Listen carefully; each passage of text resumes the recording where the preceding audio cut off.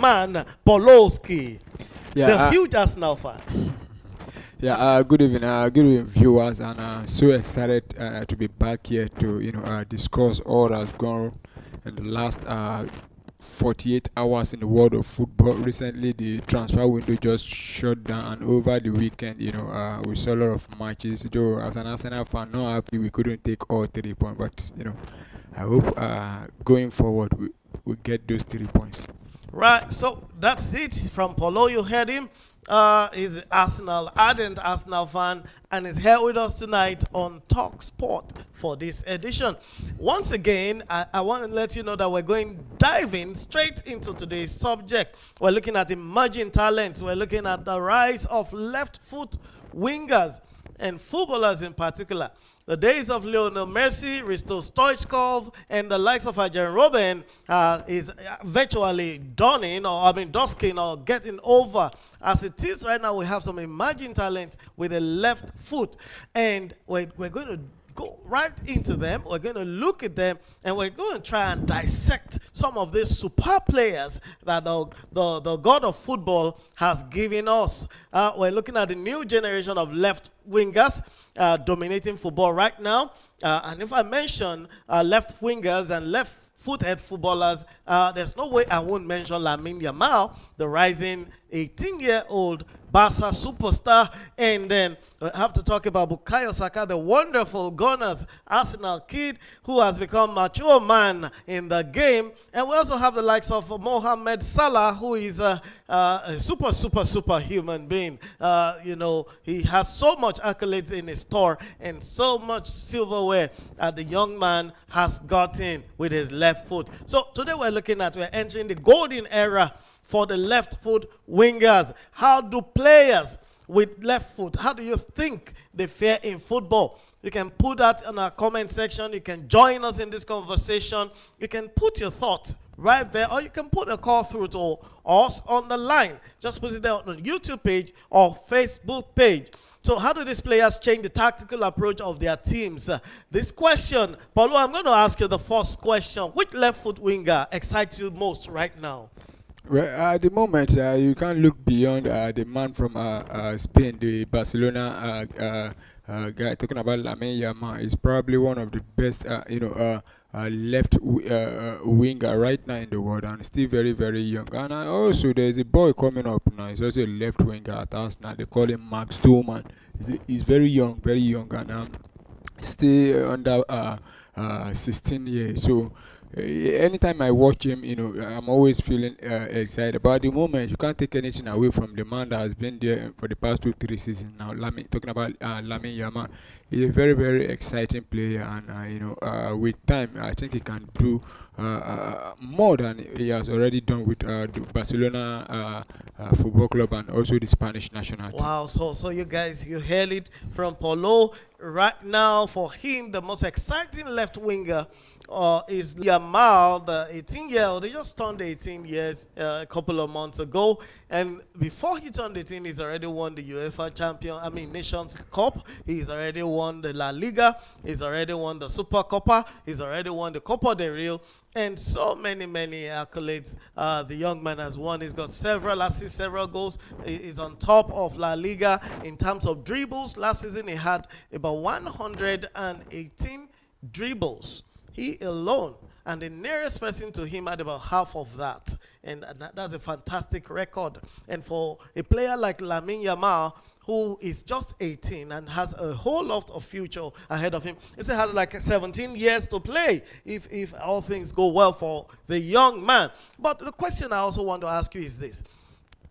Will it be a hype to think Lamine Yamal is the best thing that happened to left foot? Well, I think we should just take, step by step and not overhype it. So far, I think Lionel Messi is still the best, I think that have happened to, because though some will say he actually played About as a number Naira. step by step. I don't think it's here actually now for us to say is the best. You understand in terms of the left wing, but with the way he's playing, if he should continue like this in the next 2 3 seasons, I think he will definitely surpass that. We've had the likes of Osman Dembele, who is here or there. At times he shows that brilliance also, because he's also a left winger also and a very good one. But injuries and at times is also out of form. Has not.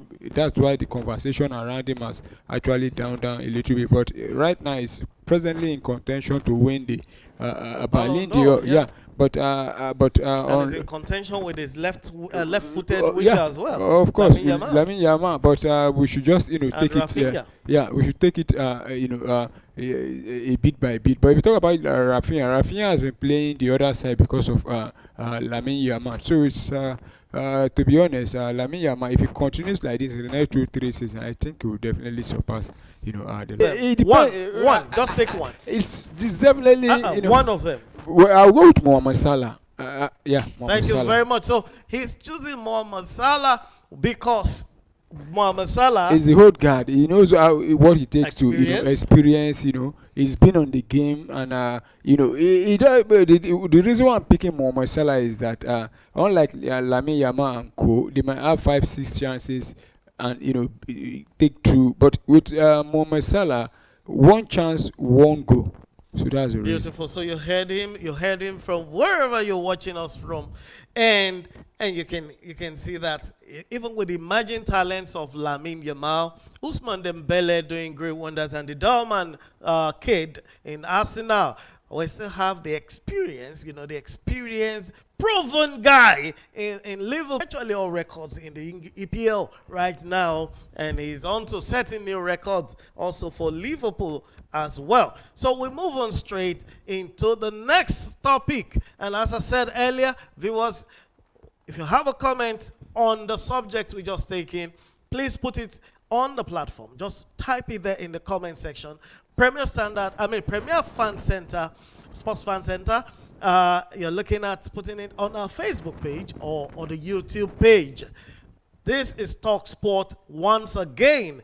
And we're looking straight into the transfer market shockwaves. Right now, there are 3 big signings that are shaking the whole world right now. Franco Massatuono joining Real Madrid at 45 million euro. And then we have Ike Gundogan signing for Galatasaray in Turkey. And then Gianluca Donnarumma moving to Manchester City. These are three big transfers that happened very recently in the world of football. Real Madrid's domination of the South American market. Smart strategy, or is it just money power? Are they just using the money to boost? They went for Vinicius, they got him. They went for Rodrigo, they got Rodrigo. They went for the young man, the striker. What's his name? The gentleman who hasn't proven himself. They got him as well. The Brazilian. So Hendrick. That's Hendrick, right? Thank you. So now they're getting this guy also from the South America. Now, their dominance in South America, is it due to their quality, the brand, or is it money that is talking?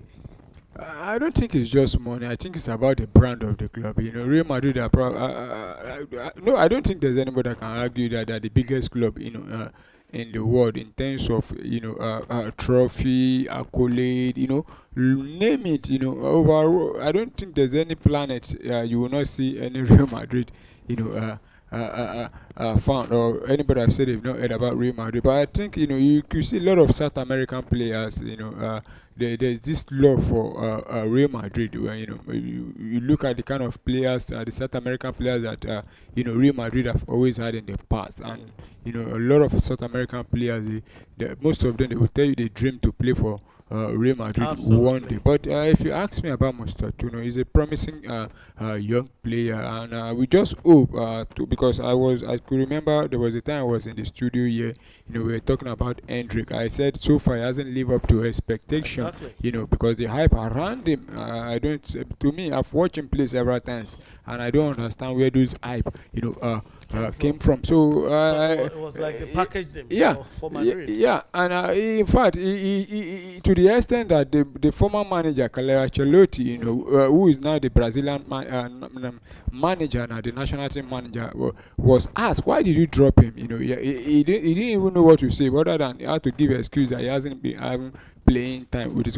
Whereas you are the manager, because he doesn't need him. But you are the manager then, and you weren't playing. So, but he doesn't want to say that it's not, it's not that. You understand? So you have to just look for excuses. But from there, I just hope. So we move straight to Galatasaray now, landing Gundogan. That's a power shift in Turkish football. How do you think this will affect Turkish football? Remember, Galatasaray are the league leaders, and they were the winners from last season. They're the champions, present holders.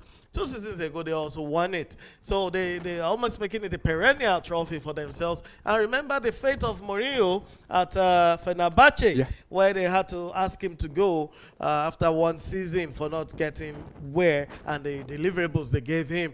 Don't you think Gundogan joining the likes of Victor Osimhen in Galatasaray and the other great footballers that are there, don't you think it's going to be an absolute dominance like Bayern Munich in Germany or like Juventus used to be in Italy? What do you think about that? Well, first of all, I think that Galatasaray are trying to do is not about the league, it's about the Champions League.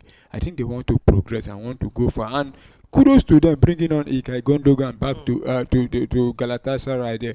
And if you can give them at least 70 to 80% of what he gave Manchester City in his first thing, I think Galatasaray will definitely go far in the Champions League. You look at Galatasaray, they've been dominating the league, and the league recently started again, and they've been powering themselves also to the top. And their nearest competitor or rival is Fenerbahce, who are not, at the moment, I think they are still managerless now, and they've been knocked out by in the Champions League. So though they have only the league now, though I think they are still in the Europa League. So, but they will want to focus on the league to at least to wrestle the league away from Galatasaray. But I don't look, at the moment. If you ask me, I tell you that Galatasaray are the favorite to win the league. And about the Turkish league, I think it's a good one for the Turkish league. You look at it, but I just want those talents spread across, not only Fenerbahce and Galatasaray. Getting those players, and if both of them are those two clubs are the only clubs that can in these players, or be able to pay the other teams in the league. They're going to be running them down. That's exactly. So it's going to be a dominant situation for them. Of course. So we're finals of Champions League. Anything short of that, then they do not make maximization of their money, because Leroy Sané alone, with the Gundogan joining that squad, all German footballers with the likes of Victor Osimhen and the rest of them on the squad. And more so, recently they also brought in the Manchester City goalkeeper. I think is it not Galatasaray that signed him? Just have to confirm. Ederson, yes. Ederson Moraes. Is it Galatasaray or Fenerbahce? I just have to confirm. I think it's Galatasaray. So we will confirm that later. So how about this transaction, Donnarumma to City? Will this likely solve City's problem? Was it goalkeeper problem for City? Well, I don't think it's a goalkeeper problem, but I think it will only bring in a shift in the way Manchester City play, because we know the former goalkeeper now, Ederson, is one of the, when you talk about passes, goalkeepers that knows how to use their feet, the way the manager talking about Pep Guardiola wants to play. I think you can't name 2 or 3 goalkeepers in the world that knows how to use their feet, and you will not name Ederson. And in fact, he has more assists than some midfielders in the league. Wow. Yeah, so, but for bringing on Donnarumma, kudos to them. He's a world-class goalkeeper. We saw, to be honest, I think the reason why PSG won the Champions League is as a result of the man talking about young Donnarumma, because if you watch the match against Aston Villa in the first the return leg, it was the sole reason they progressed against Arsenal also, and even against Liverpool, make a lot of saves that could have knocked them out. But kudos to them. But that brings us to ask this question: why did PSG push him out? Why exit Donnarumma when he just did serious exploit for them? Well, I think I think there's an issue with the goalkeeper and probably the manager, because I see no reason why you should be bringing on. I'm trying to remember how to pronounce his name. The guy from I think Lille. They brought the goalkeeper from Lille. Yeah, and I don't think he's better than young Donnarumma. Donnarumma is still at below 30. Though the guy they brought in is very young, but morning, afternoon, night, ask me between both goalkeeper, I'll still pick Donnarumma. But I think there's an internal issue, going on. So to avoid keeping an unhappy player or unhappy manager, so they had to let him go to Manchester City. Okay, so rounding it up on those three players, those three transfers, want us to be decisive here. Fans want you to help us here with this decision. Which of these three players that we just mentioned? We started with Real Madrid getting the young man from Brazil, from South America, Matstatuno, and then Ike Gudogan going over to join Galatasaray, as well as the third one, Donnarumma, coming to Man City. Which of these three do you think will be most impactful in the coming season? Put it in the comment section, and as we progress. Now, looking at our young man from Nigeria, his name is Kelechi Iheanacho, who just signed for Celtic, and he's reuniting with Brendan Rodgers, his former coach. And what are the expectations here? Can Iheanacho revive his career under Rodgers? Do you think he can come back? I just hope so, because Kelechi Iheanacho has gone through a lot in the last 2-3 years. He went to he left Leicester City after his contract expired. I don't know what happened. Is either the club did not renew the contract, or probably the offer on the table was not what he was expecting. Haven't won the FA Cup for them, and helping them achieve a lot. But he went to Sevilla, and hoping that everything is going to click for him. But he couldn't get playing time, and even the little time he played, he was out of form. He couldn't get anything, and so Sevilla had to loan him to Middlesbrough. That was the January transfer window where he ended. I don't think he scored more than a goal at Middlesbrough, and he came back now. So, yeah, in the championship. That's the championship. That's the second tier of football in England. And now Sevilla. They are trying to look at the option of since it's not part of the manager's plan, and teams are not really coming for him. So they have to sit him and the manager and the agent, and they discuss on a way to terminate the contract, and they had to terminate his contract. And luckily for him now, Celtic, the former manager Brendan Rodgers, he has played under him. I believe Brendan Rodgers will be able to bring out the best out of Kelechi Iheanacho, because we saw when Brendan Rodgers was at Leicester City and Iheanacho was there, he was enjoying his football. I hope he enjoys his football also at Celtic, though it's a painful one that Celtic has been knocked out of the Champions League, so we will not be seeing Kelechi for Europa. Yeah, so let's see if just hope and wish him the best of luck there. Now, just before we left that area, we're also looking at which reunion in football history can you recall has been fantastic and produced rejuvenation? The kind we hope for Iheanacho here. Can you recall any?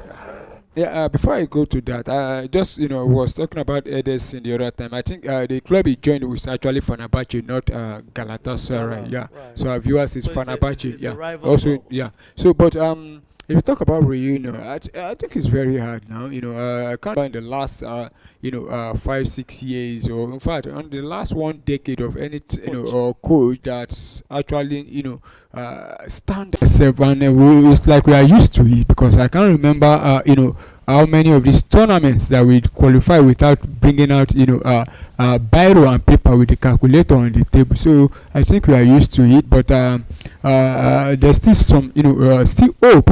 I don't think it's all over for Nigeria, but for us to be able to go to the World Cup, we need to first of all secure 3 points today and but looking at it realistically, now you want to go to the World Cup. You remember the under-20 few days ago. They lost scandalously to Argentina. That was a humiliation. Yeah. Now, what is the essence of a team that cannot defeat Lesotho, Zimbabwe? How would they defeat Spain? Won't it be an humiliation? Why don't they sit out that kind of World Cup? Well, I think the mistakes have been made in the past, and the way forward is what we should be thinking about. If you say it's a mistake, what is the mistake? Yeah, or is it the talent that are available can't just prosecute it? I don't think the talent is there. To be honest, in the whole of Africa, I don't know if there's any other country that has more talented player than this But if you Nigeria. look at that talent, I beg to disagree, because I think it's more of overhyped words than the reality we see. I don't think so. What the issue with Nigerian talent is that it's not being properly managed. I still believe that the reason why we are still struggling to qualify for the World Cup is as a result of the technical department, the issues surrounding the manager, and the kind of managers we've been having to manage these talents are the main issue, because we have players all over the globe. Looking at every position, we have tremendous players, but the problem is managing those players. So you mentioned the mistake. And the mistake, I want you to highlight it. What is the mistake that you are referring to? Yeah, the mistakes I meant is by the issue of team selection. Managers playing players out of position, not knowing the right pattern. This is African football. There are different pattern for different teams. But the way, if you look at the managers have taken us all through this qualifier, you could see the way the kind of selections, the type of football we play. I think that's where those are the mistakes I meant by the mistakes that have been committed in the past. So we just have to endure. We have less than 2 games now after this one, the next one, and let's see if we can be able to go to the World Cup. And if we are able to go to the World Cup, then the NFF, should do something about the technical department of, the Super Eagle. Now, looking at the proceedings right there, in South Africa, it's still Lesotho new, Nigeria new.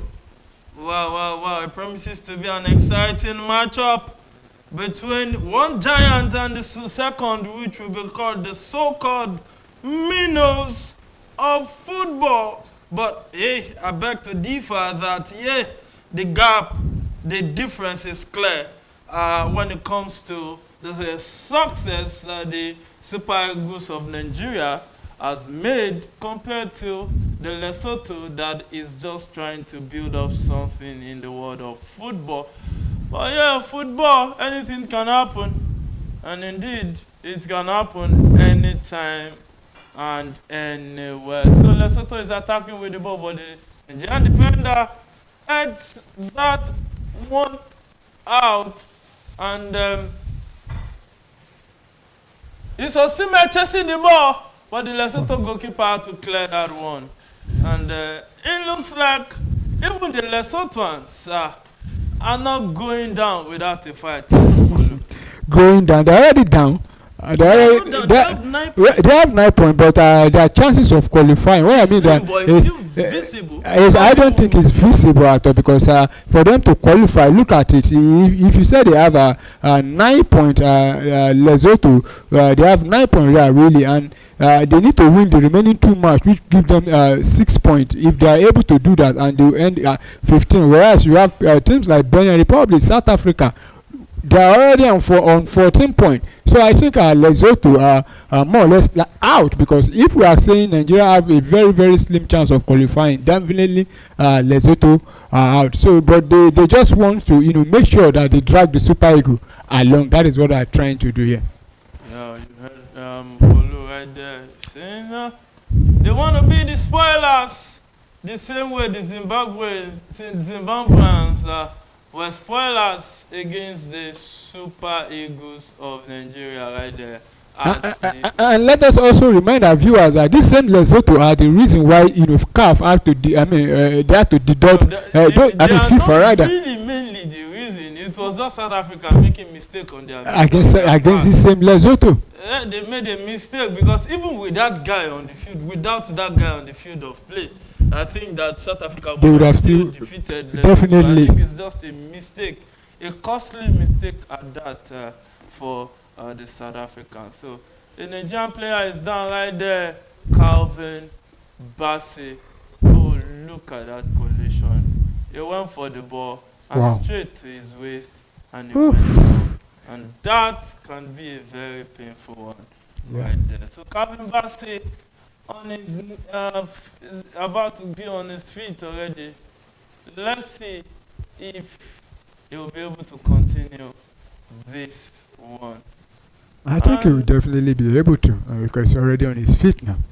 Yeah, so play starts, and it's Nigeria attacking with the ball right now. And a quick reload of the starting 11 in this one. Morane is the goalkeeper for Lesotho today. And Malane, Mkwanazi, Makele, Makoko, Matable are the 5 defenders, because the coach went with a 5-3-2 formation today. Rapuleng, Matsao, Toloane, the midfielders, and Motebang and Sotoho are the guys up front right there. And Nigeria will play with a 4-3-3 in this one, with Umabali in goal, Onyema Baski, Chuzekong and Godwin, all the defenders, Simon, Ndidi and Lukman in the midfield, leaving forward. It will be then Osime and Tolu Agoko Dare. So it looks more like a shift in the information right there. Just Nigeria playing with a 2-striker, 2-man forward, Tolu Agoko Dare, with a strike for Wolves. And the man himself, Victor Osimhen, one of the Nigeria's biggest export to the world football right there. So it's Nigeria back in possession. We've heard Ndidi with the ball right now. And yes, it's Nigeria trying to attack with this one. Godwin will try to come into the ball. Oh, straight to Iwobi. Iwobi will set it straight down the left. Lukman with the ball, cuts back into space, dribbles again. And you couldn't go past 3 men, and you lost possession. I think there's and a the foul referee there. says that will be a free kick against Nigeria. Now, look at that situation. Lukman, he couldn't maximize the opportunity. I think he should be taking that, the shot there after beating 1-2 player. He tried to beat the third one, but the Lesotho players quickly, cover up there. I think he should be taking, the shot from outside the 18 there, because the ball has actually fell in his favorite foot there. So I don't know why. He's not taking that shot there. And Nigeria now, we need to, get the early go, to put the pressure on, South Africa and Rwanda that are currently playing now. I don't think if status quo remain, even if Nigeria scored, the South Africans won't be under any pressure. They will still be on top of Nigeria, and they have. If Nigeria wins now, we'll be on 14 points. While South Africa will be on 15 points. Yeah, even they are playing at home right now. To me, I feel. They moved Zimbabwe games away from South Africa for this one. Okay, yeah. So, but it doesn't matter. They can still, drop point at home also. Well, it's very possible. Umabali with the ball right now at the 20th minute of that encounter. And yes, it is Lesotho back in possession. And that was a good dribble of the Nigerian players. And yes, the noise are in the field. Long ball forward. And oh my goodness, that went out for a goal kick to Nigeria. So, 16 minutes in the Rwanda-Benin game. It's still Rwanda nil, Benin nil. Sao Tome, Tunisia nil nil. We are not talking about that one today because Tunisia had already booked their place in the FIFA World Cup. Unlike some countries, Just that to me, for now, it's a make-believe that they are a big footballing nation because it doesn't look like it anymore. Zimbabwe, South Africa is the 18th minute in that one, and Zimbabwe 0-0 it is at this point in time. You'll stay with us because hey, we'll be giving you updates as they go hot, no time to check time in that encounter. And now they are in the 19th minute of that encounter. And it's still a balanced game so far. Let's see how it will end at the end of the day. Corner kick to Nigeria. Nigeria will take this one. Oh, cleared out by the Lesotho player right there. So it's still game on in that encounter. Now, what do you make of this? Egypt has qualified, Morocco already in the World Cup, Tunisia, and 2 other African countries. Yeah, I expect looking at their groups, you could see that there are teams, they can easily get through there. And, the likes of Egypt, Morocco, Tunisia, all booking their spot. I think Ghana also, if I'm correct. I will just have to confirm that, but I know they are very, very close to. Yeah, so you could see that the big names. They just need 1 point to qualify. I don't think this should have been a foul there. I think the goalkeeper, but the goalkeeper, there's other, what? The referee said that's a foul actually. But talking about countries that have qualified, Morocco, you could see the way they've been playing, blowing teams and making it easier. Morocco, they've qualified right from even maybe 2 match days ago. So it's very easy for them, those group. Not talk about Nigeria. Aside from South Africa, who we expected to give us a lot of, serious competition. Even Rwanda, Benin Republic, our neighboring country have refused to, submit to the Super Eagles. Whenever we meet, it's always a tough one, against Benin Republic. They are also in contention, to make it to the World Cup. But let's see, there are still a lot of sport left to be filled, for Africa going into the World Cup.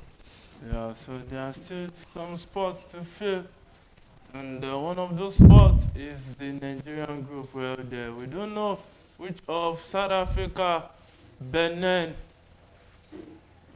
That was a misplaced pass by Tolu Akodare. So I don't know which of the teams will occupy that spot. Will it be South Africa? Will it be Benin?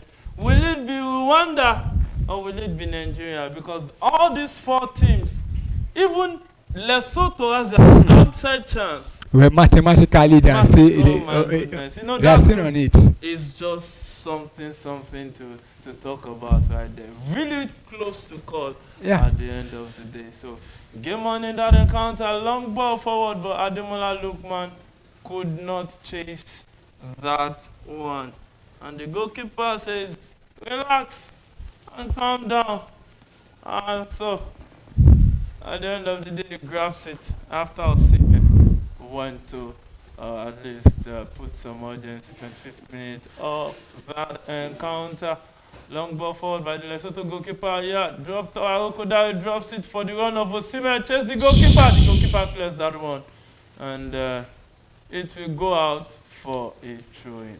Now, online or out till December. First 25 minutes of this encounter, can you say his presence will be felt? Well, I don't think it's His absence will be felt. so far his absence has not been felt in this game because look at how we've been, playing this game and how Lesotho have been playing. Lesotho are just, not. I don't think they are the, our opponents to give the Super Eagle, it's serious, serious headache. But Nigeria will make things always make things difficult for us. But Lesotho, they've not, really test our right back to be for me to be able to say Olaino's presence is actually absent. It's been missed so far. Yeah, so game on in that one, 26 minutes it is, and Ademola Lookman with the ball right there. We drop it off for the Nigerian player. It's Chuze Kong at the back, and Sadiq right here returns it back to the Super Eagles captain, who will set it straight for Bruno Oyemechi right here. And it's the Super Eagles trying to find a way around to beat this stubborn, defensively set up Lesotho in this one. So it's still 0-0 in that one. Now, can we say that? Yeah, Osimhen missed the second leg of the South Africa game. Can we successfully say that we've not really seen his impact in this game? So far, we've not seen, and I think you could look, the service he's getting in this game is not good at all. The kind of passes being passed to him, it's either it's too too much or not even up to. I still feel like I was saying earlier on about mistakes being made. Talking about the kind of managers we have, because you look at the type of the style of football we play here out right now. It's not, to me, it's not encouraging. I could remember watching the Super Eagles way back, talking about during the days of JJ Okocha. We all know how Nigeria plays. We have a proper number 10 that knows how to feed the strikers. You know that the way a team wants to play this depends on the personnel that they have. Man U is one good example. So if you say the way Nigeria is playing, maybe it's a function of the personnel that they have. Well, if you say it's about the personnel we have, to me, I don't think it's about the personnel we have. I think it's about the game plan, the style of play of the manager. Because as I was saying back then, you could see we have a proper number 10, which I still feel we are lacking these days. Those days, what we do complain about is, most times our strikers not being able to finish the chances being created to them. But these days now, the strikers hardly get, the service, not talk of converting. You could see the way the Nigerian strikers play now. Even before 60th minute, they are already tired because you have to be running, chasing the ball on the air, on the air, battling with defenders, and still you won't get the service. So I think we need to, after this World Cup qualifier, hopefully we qualify.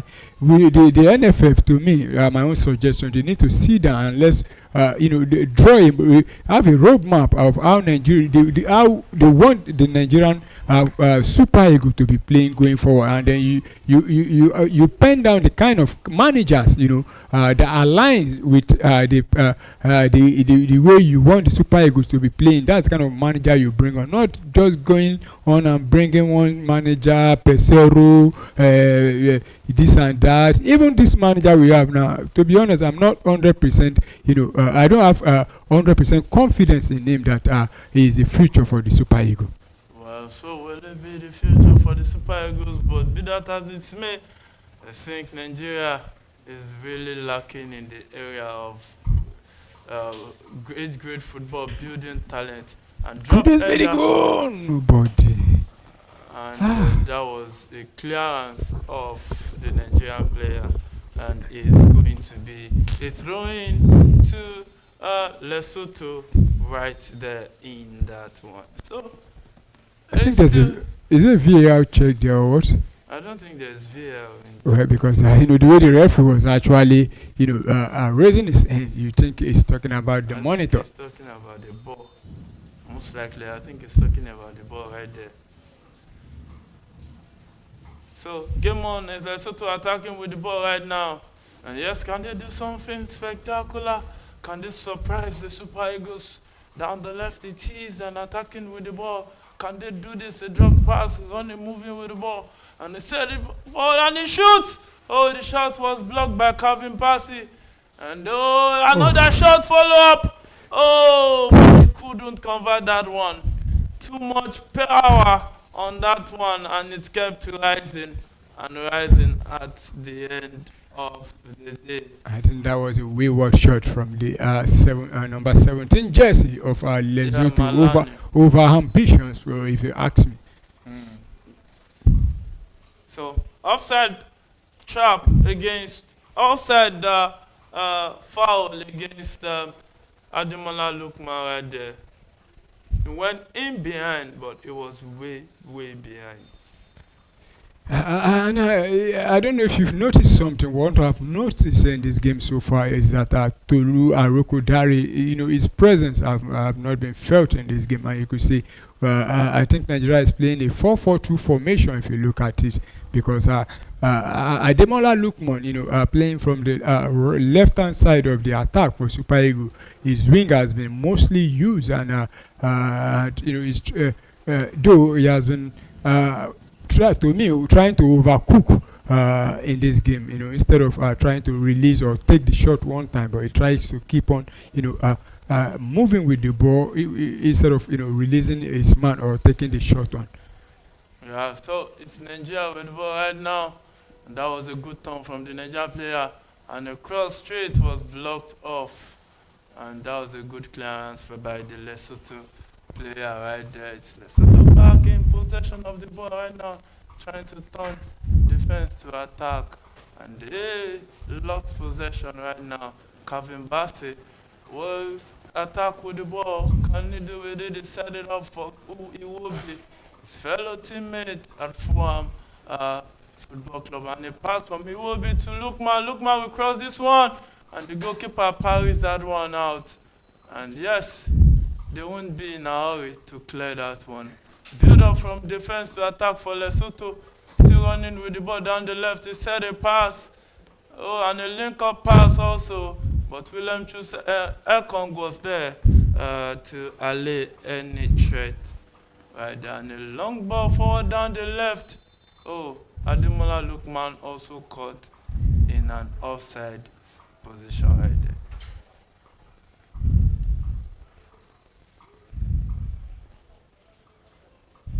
Oh, truly, I think it was way, way, way in an offside situation.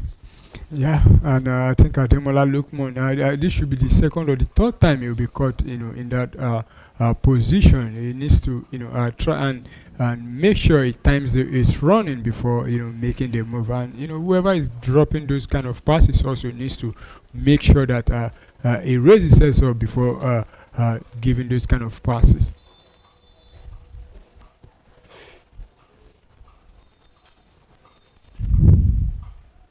So the referee trying to communicate to the players. Is he pushing the referee or what? No, it was trying to show to explain what happened to the referee. And the referee trying to calm the tempo of the game. Look at him holding on to Calvin Bassey's hair. And he's still complaining. That should be a card offense. That he was holding on to Calvin Bassey's hair right there. It would be set the pass straight for his teammate. And Frederick with the ball. And what can he do? And let's see a cross into the box. Oh.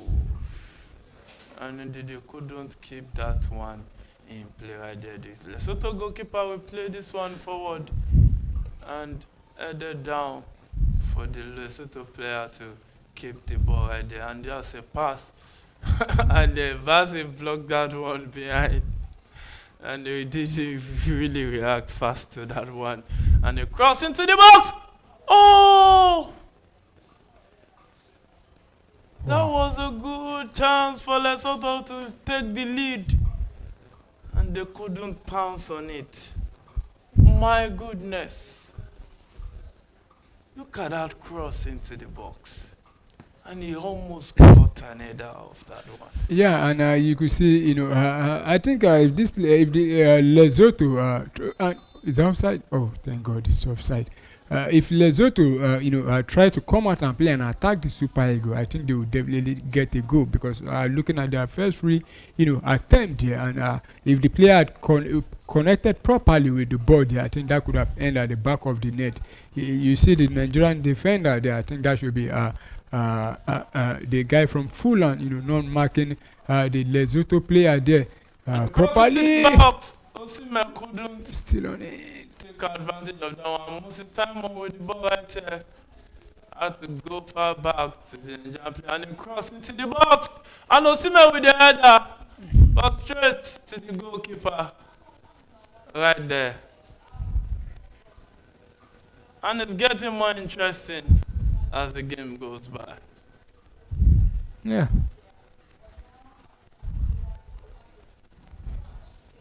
Look at that header. The keeper grabbed that one and held it to the ground. And my goodness.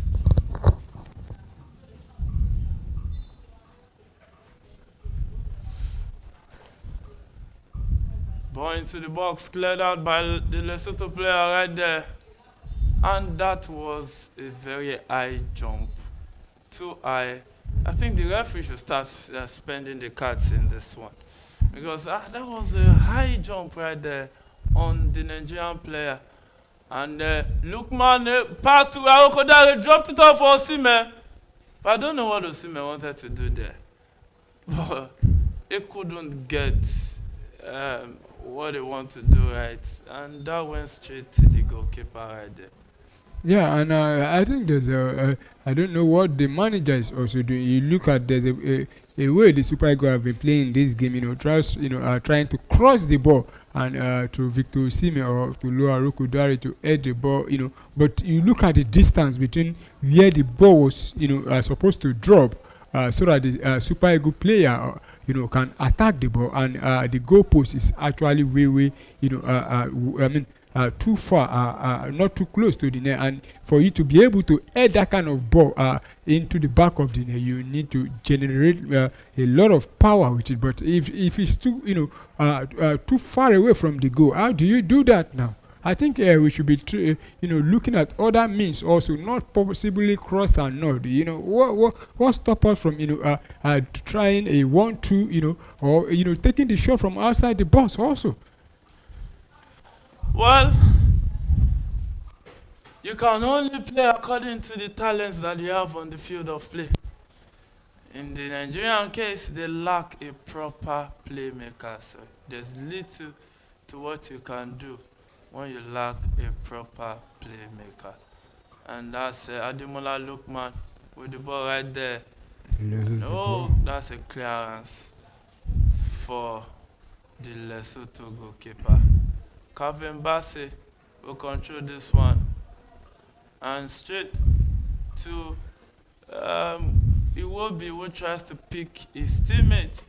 But the Lesotho player right there was at the right place at the right time to allay any threat. All fixtures still in this group fixtures is 0-0. The only team that has scored is not in this group, and that's Tunisia. Leading now against Sao Tome and Principe. Yeah, as expected, as Tome and Principe, they are the whipping boys. They've not, at any point, they're on 0 point. They've been overbeaten in this qualifying series. So I expect Tunisia, who have already booked their spot in the next year's World Cup, to, take complete dominance over Sao Tome and Principe. And Bruno Yemechi with a cross into the box, but a diving header from the Lesotho player right there, and cleared that one off right there. And Nigeria still attacking with this one. Can they do the expected? Through second with the ball right now. And looking at Frederick so far on the right hand side of the attack for his versatile player like him, how do you think he has fared so far? 40 minutes of this game. So far? I still think he's not doing too much So or that doing was too a little good also. chance.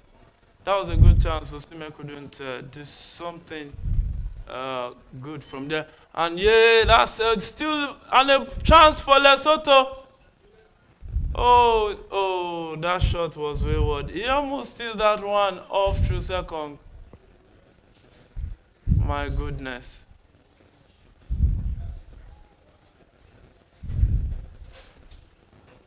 And to think of the fact that South Africa has a good pitch like this, and they took Nigeria to Bloemfontein. Well, yeah, they know what they are doing. They don't want to give you a pitch that will make you feel too comfortable for them, so that you will not embarrass them at home there. And I think Tunisia have made it through now. Yeah, made it a few minutes ago. And Osimhen with the ball right now. And that would be a free kick. Right there to Nigeria, 41st minute of that encounter. So free kick to Nigeria. Osimhen was brought down. And Nigeria back in possession. Frederick with the ball right now. Set it straight to the midfield. Choose Ekong. We set it up straight for Bruno. Onyemechi Bruno with a cross. And Osimhen wanted to go and receive that one. And that was a good turn by the Lesotho player. And he set up a pass. But Umabali was there to allay any fear right there. And it's still game on in that encounter. Nigeria 0, Lesotho 0. Also, Zimbabwe 0, South Africa 0. Right there.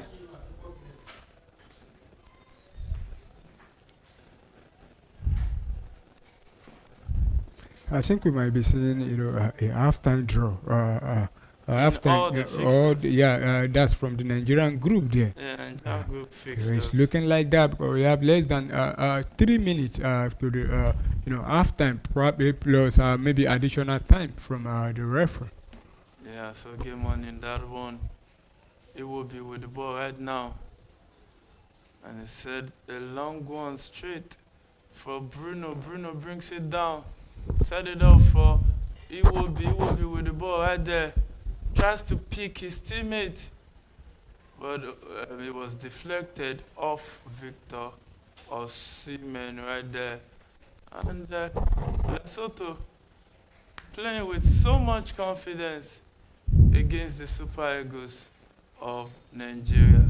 And that will be a free kick to Lesotho at this point in time. So for the 4th minute of that encounter, it is Lesotho 0, Nigeria 0.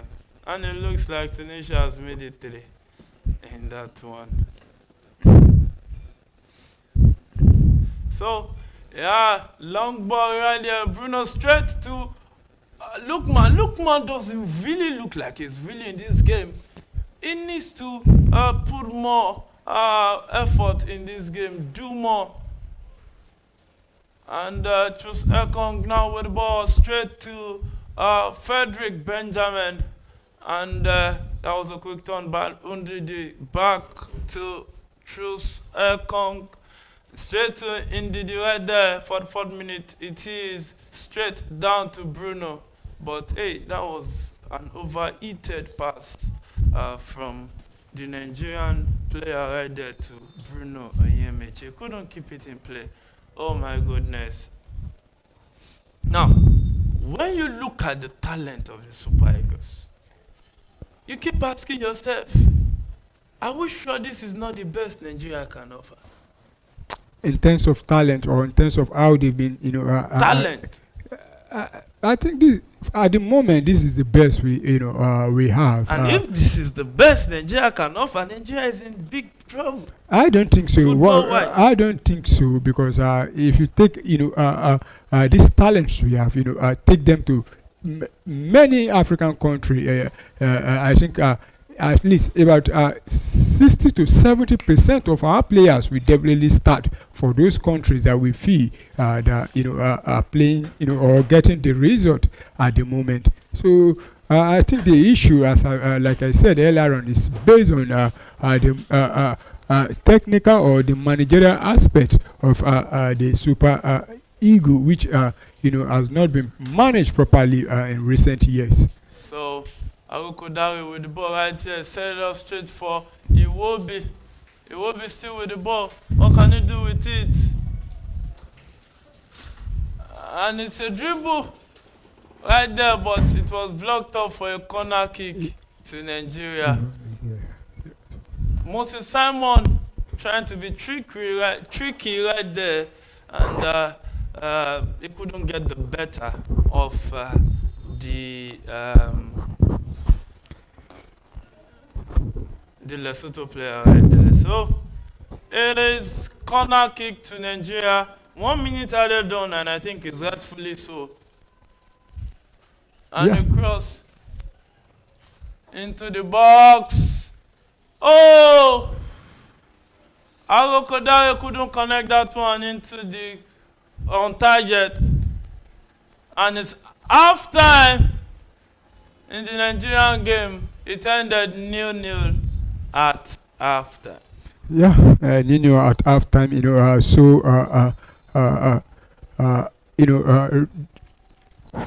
Disappointing that we couldn't take the lead in the first half, and I still feel we didn't do too much or to really deserve the lead. You look at how we've been playing, though we've dominated a lot of possession, but we couldn't take advantages of the possession. And you look at Lesotho, how they're playing. I think they seem to have a plan actually. They have a plan. They know what they are doing, and but I still feel if this Super Eagle is being attacked, by the Lesotho, attack, we might concede, because we've seen about 1 or 2 instances from Lesotho going forward, and I think the defense was a bit, shaky. I don't know if they are feeling too relaxed, because they've not really had much pressure to them. So going to the second half, I think a lot needs to be done for the Super Eagle at halftime. A lot needs to be done right there, and it's half time in that one, 0-0. Still ongoing. The game is still going on in the Rwanda-Benin Republic game, and also the game is still going on in that Zimbabwe-South Africa game. It's 45 minutes in that one. And the Sao Tome Tunisia game is half time 3-0. Tunisia is leading in that one. Now, looking at the first half, I don't think Nigeria had a clear shot at goal at any point in time. At all, I don't think we have any real,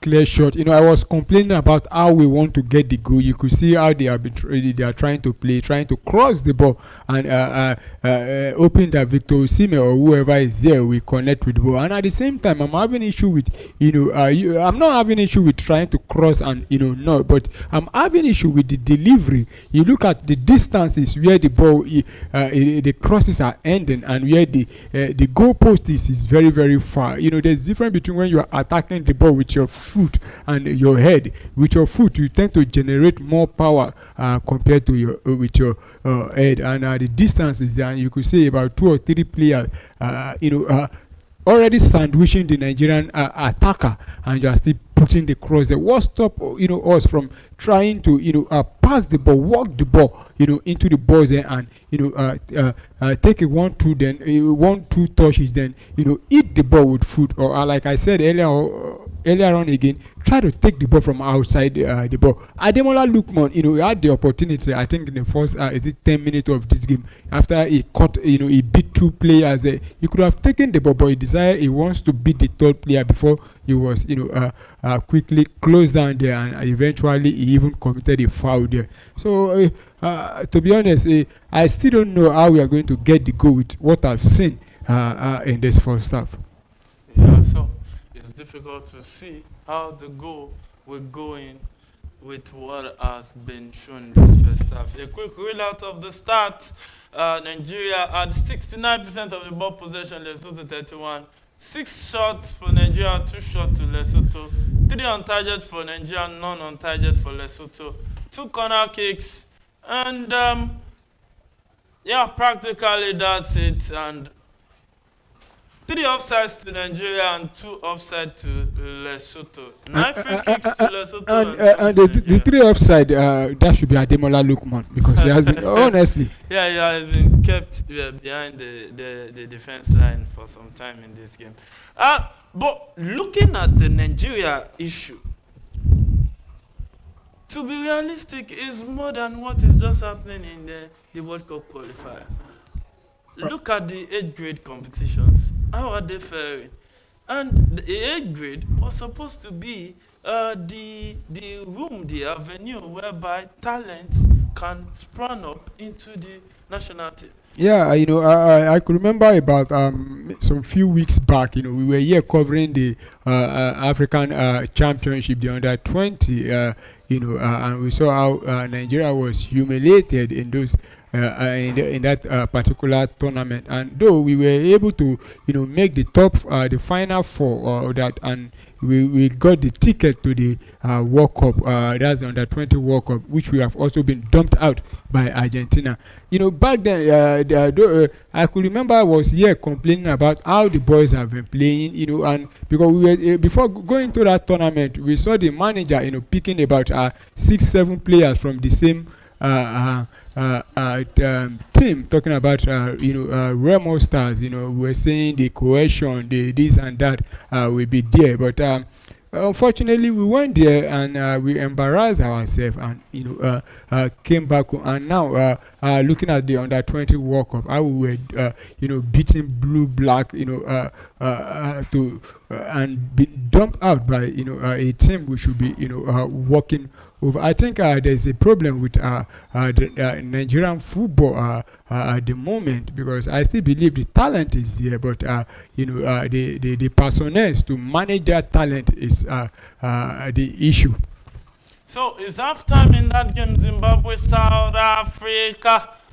And also the 3rd minute of additional time in that one between Rwanda at home to Benin Republic.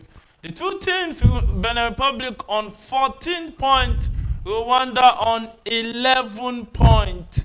And South Africa also on 14 points after being deducted 3 points and 3 goals by FIFA for fielding an ineligible player at Mokwena, to be precise. In that game, they won 2 goals to 0. So they were deducted 3 goals apart from the other 2 goals they've been deducted, added to the 2 goals they scored in that game, and that will be withdrawn. So making 5 goals they lost, and lost all 3 points also. So now it puts the group back in an open fashion, whereby anything can happen at the end of the day. Rwanda can still qualify, Benin can still qualify, South Africa also can still qualify, and Nigeria also can still qualify, and even Lesotho has an outside chance of also still qualifying. So making it 5 teams that can still qualify for the FIFA World Cup in that group. What a time. To think of, there will be a time whereby the Super Eagles will be struggling with this set of teams to qualify for the World Cup.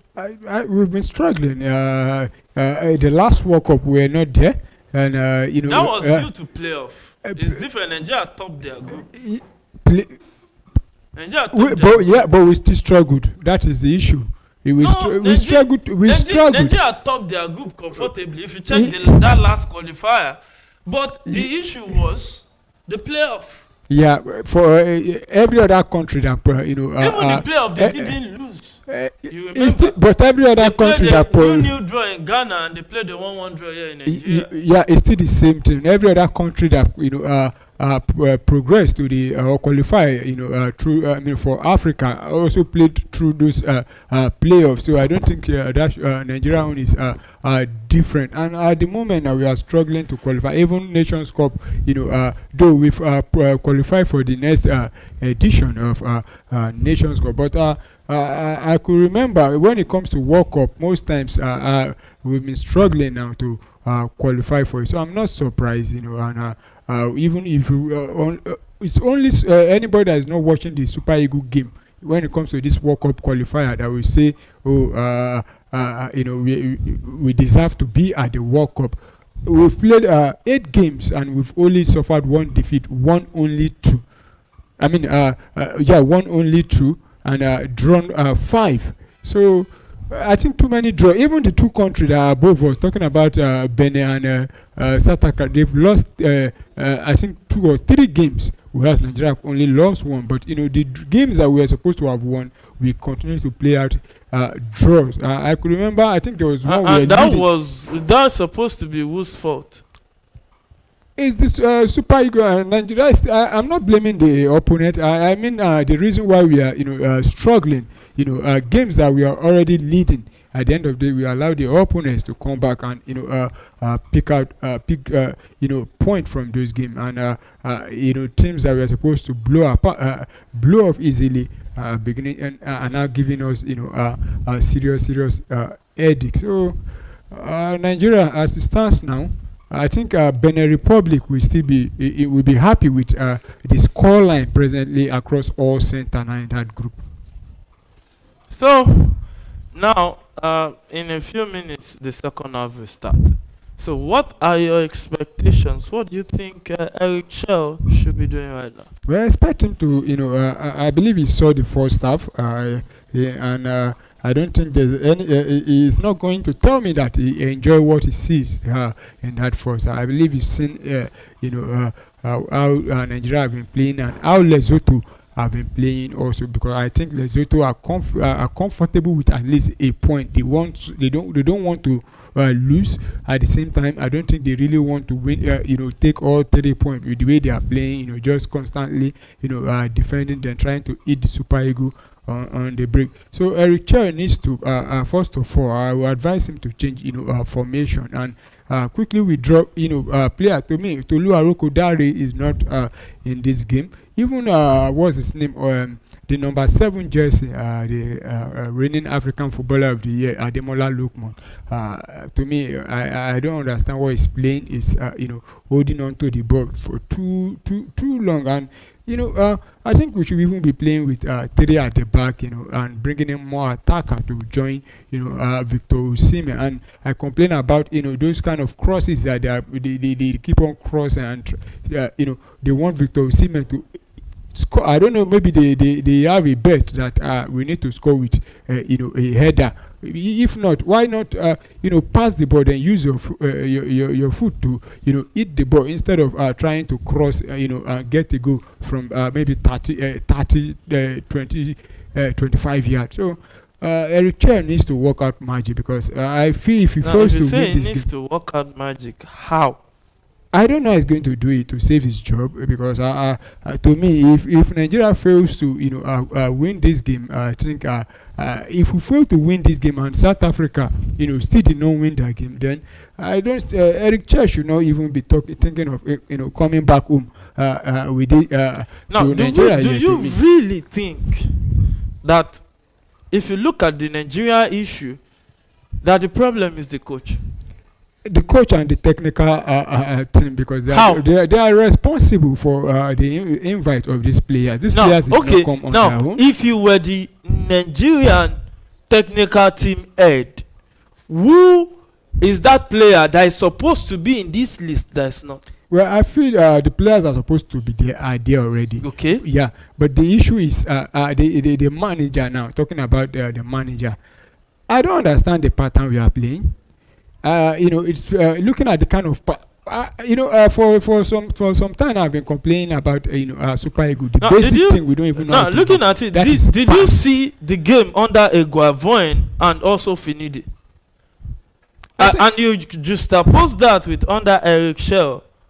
would you say there's no improvement? I don't think there is improvement, honestly. Because looking at that game, go back to Rwanda first leg, Zimbabwe's in Rio, and so on and so on and so forth.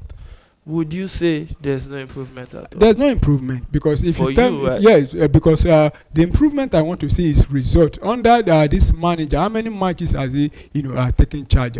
In this World Cup qualifier, how many have we won? You How need many? to go and check again. How many?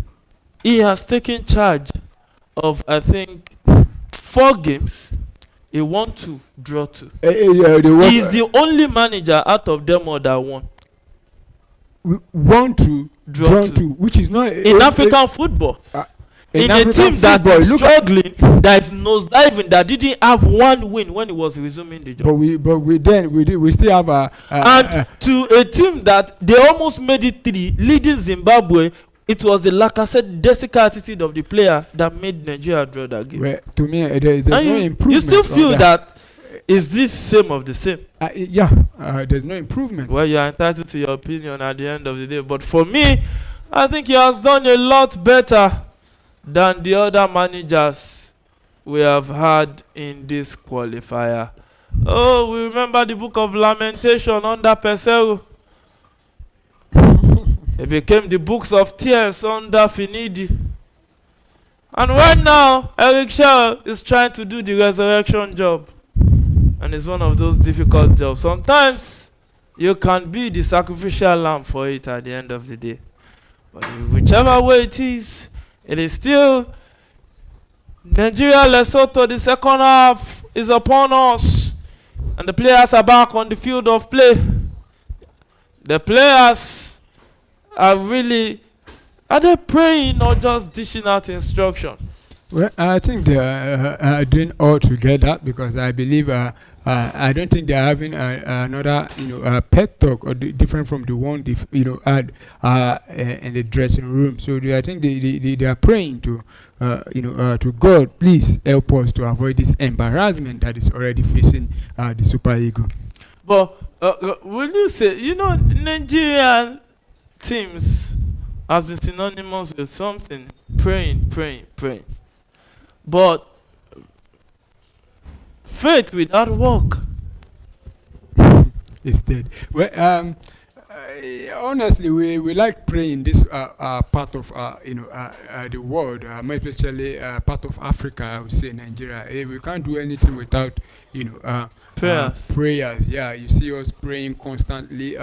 Being, I don't know if we use the word too over religious or something like that, but at the same time we need to pray also and work, and at times if our prayer answer, luck might shine in our favor. So let's see, with the prayer they've prayed, let's see if everything will go our own way. Well, so game on in that encounter. It's the Lesotho goalkeeper who played that one forward. And that one and straight to his teammates down the right. They will attack with the ball right now. Running down the right with the ball. Cuts back. Drop it for his teammate in the middle. And set the ball forward.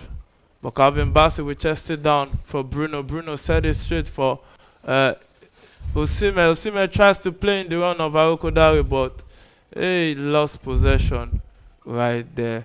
And Lesotho sent the ball forward, and Calvin Bassey has that one out. And I think that's an unnecessary way of heading the ball out by Calvin Bassey. I think he could have just done the normal thing, headed back into the midfield. Yeah, but he chose to clear it out, to avoid any stories that might later touch the heart. So running down the right, but ball won back by the Nigerian player, and he clears that one. And Nigeria will keep possession right there, and Arokodare couldn't keep it in play. It looks like starting with 2 strikers in this game has been a bit tacky for the Nigerian team up front. Yeah, and it has not worked. That's why I've been complaining about Arokodare, because I've not seen much from him in this game. I don't. his presence, I'm not feeling it in this game. Yeah, his presence is not really felt in this encounter. And yes, you can join the conversation on our live chat right there. Let's rub minds together. What do you think? What do you think? And Defeat Rexy is already answering Paulo. He said, Oga, coach is not the problem. He has really tried 2 wins, 2 draws. And that's particularly the point I'm trying to drive at. So what's your response? Well, I still feel the coach is the issue. Not only him, I feel every manager we've had, since the departure or the sacking of what's his name now, the man in charge of Rwanda now, General. To me, I still feel General was, could have done a good job more than the ones we've had. I'm not saying what's his name, the present manager now is only all the managers we've had combined, we've not had, a good or a proper or a manager that really knows, how to manage talent. Because I still feel in Nigeria we have the talent, but the problem is the manager. So you saying, having 2 win from and drawing 2 games, you look at how we've been playing, I still feel there's no pattern.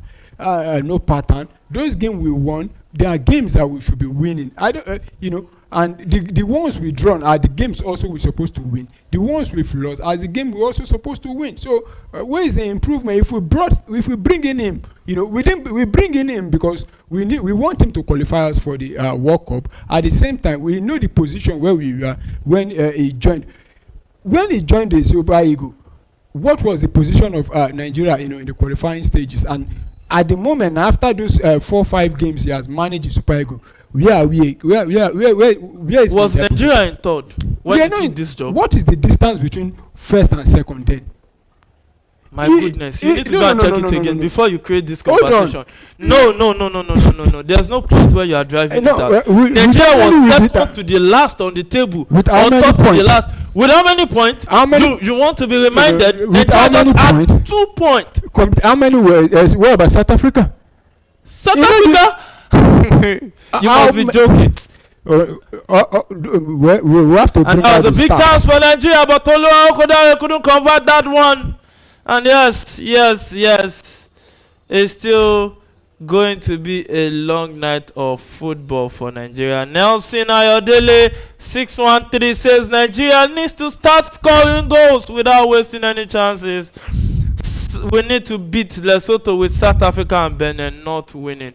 Yes, the calculator is still on for the guys, but let's see if, because what Nigeria needs right now is a miracle to qualify for the FIFA World Cup right there. Second half has also started in both fixtures, Zimbabwe, South Africa, and Lesotho, Nigeria. And Rwanda, Benin is still halftime in that one.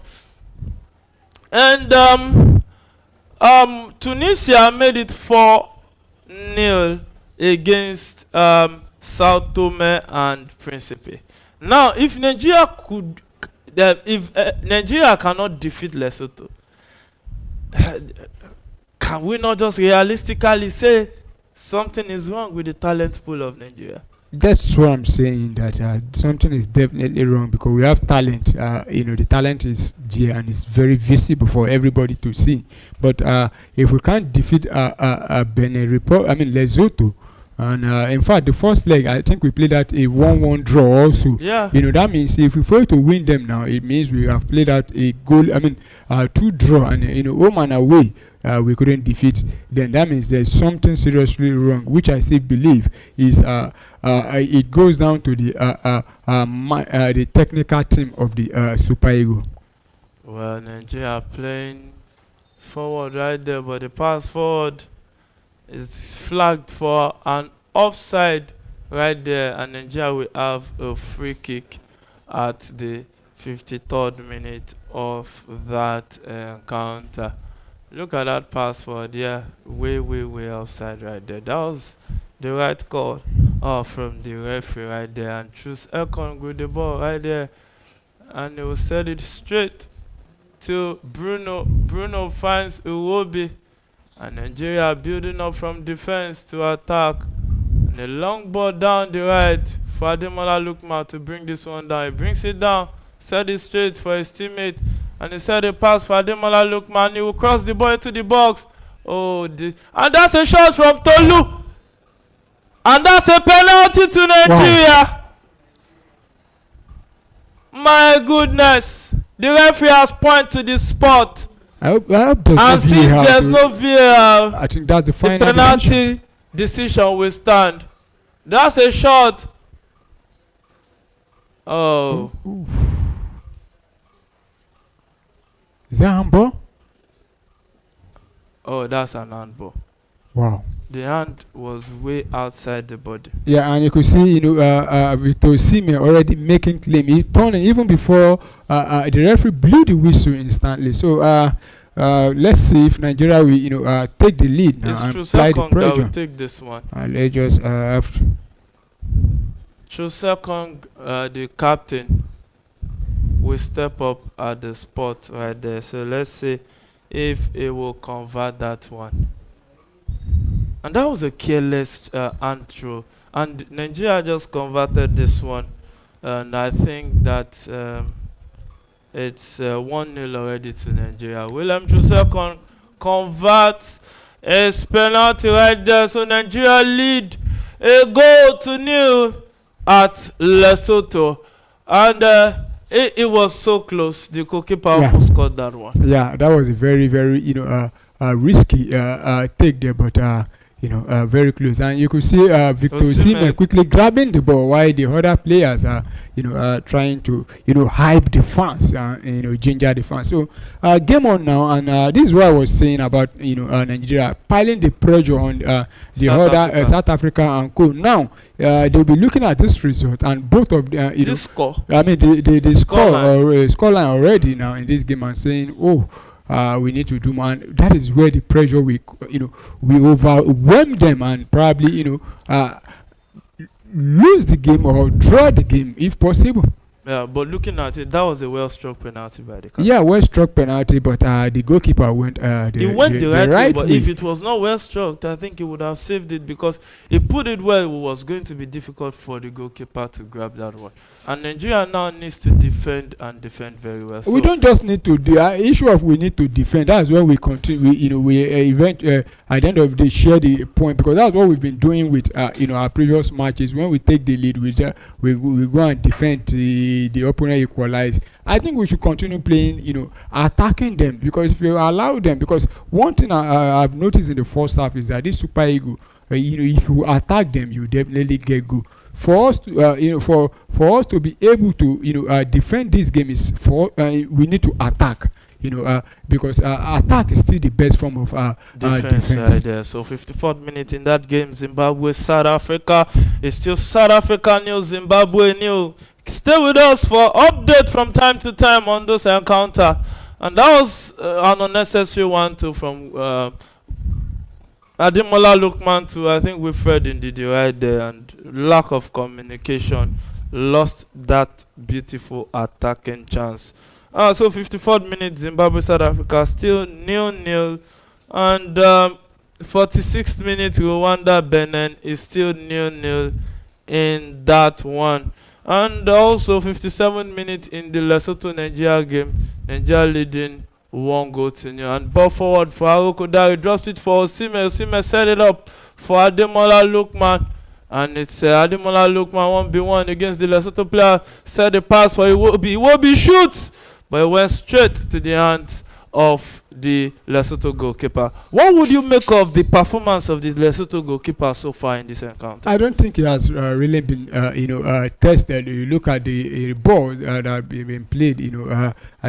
Most of them, the ones he had, saved. I think they are weak shot or weak shot. So it hasn't really been tested enough for me to be able to say is the reason why is the reason why we are still leading by 1 goal. Yeah, so a game on in that encounter, and a long ball forward, and it will go outside of play, and that will be a throw-in to the Super Eagles of Nigeria. With the way Osimhen approached the ball right there, and it's Nigeria with a chance to lose the ball. And the referee says player. How on earth? I think the whistle have.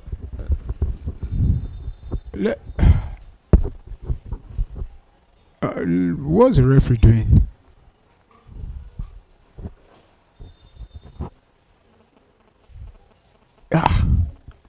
I don't understand the referee. Is he signaling for the substitution or calling? I thought. Oh my God. We just have to look at that the replay again for us to draw conclusion here, because there's no VAR now to intervene there.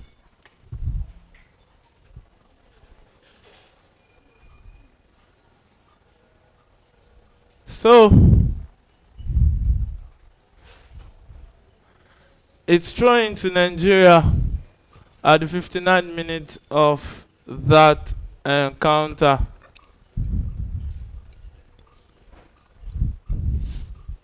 And on the live table, Nigeria is still sitting, third now in the group, 14 points. Yeah, they are both playing draws. The best case scenario for Nigeria, if we want to go top today, is although we might and not. And the cross into the box, and the follow-up shot. Wow! Oh!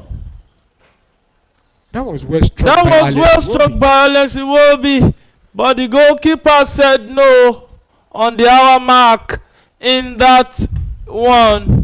Oh, that was a well struck ball. He struck that one, but it looks like the goalkeeper had the hand to that. Yeah, I think that should be a corner kick, and corner kick to the Super Eagles. So corner kick to the Super Eagles. I don't know if they are super any longer, but let's see what will happen at the end of this encounter. Ademola Lookman has a corner kick right there to send into the box. 50th minute, Rwanda Benin game. Still Rwanda nil, Benin nil. 58th minute in that South Africa game, Zimbabwe nil, South Africa nil. Yeah, I was talking about the best case scenario for Nigeria. In this game, I mean this match day, talking about the group, is if Zimbabwe can be able to get all 3 points against South Africa, and while Rwanda, defeat Benin Republic, I think I'll be okay with that, result. But sometimes football is not always about you. And you cross into the box. Oh! Tolu couldn't convert that one. Oh no, it's Wilfred Ndidi that couldn't convert that one. And Moses Simon crossed this one. Oh my God. Oh, and that's a goal kick to Lesotho. We've not seen the replay of the Tolu Arokodare situation. I think, and I don't know why we've not seen the replay, but I believe there's nothing much, because the players have moved on, and see them trying to get the second goal to kill off this game, and that is what we need to do. If at all we can't even get the second goal, but make sure that the ball is continually being played inside the box of Lesotho. Yeah, so looking at that one, Lesotho attacking with the ball right now. Sends it forward. Still in dangerous area for Nigeria, and a cross into the box. Long one went so deep. And Benjamin will chase this one out. And a cross. Oh, did you? Is that a touch from the ref? What? Yeah, the referee obstructed play right there.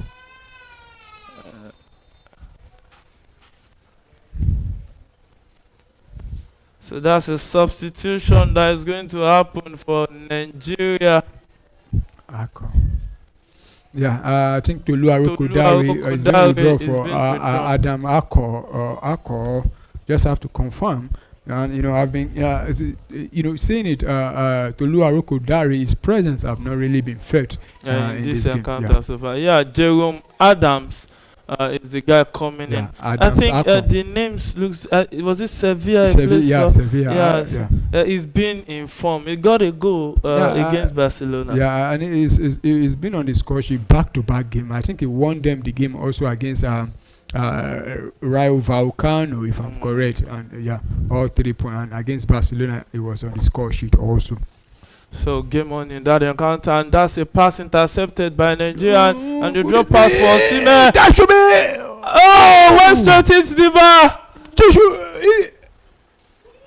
Ademola, is it look more? Oh my God. How? How on do we earth not did convert? Nigeria not convert that chance?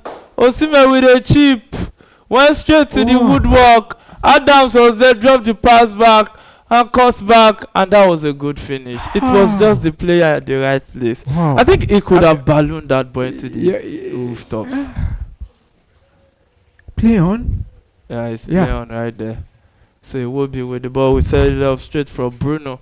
Bruno straight to Moses Simon. Back to Bruno.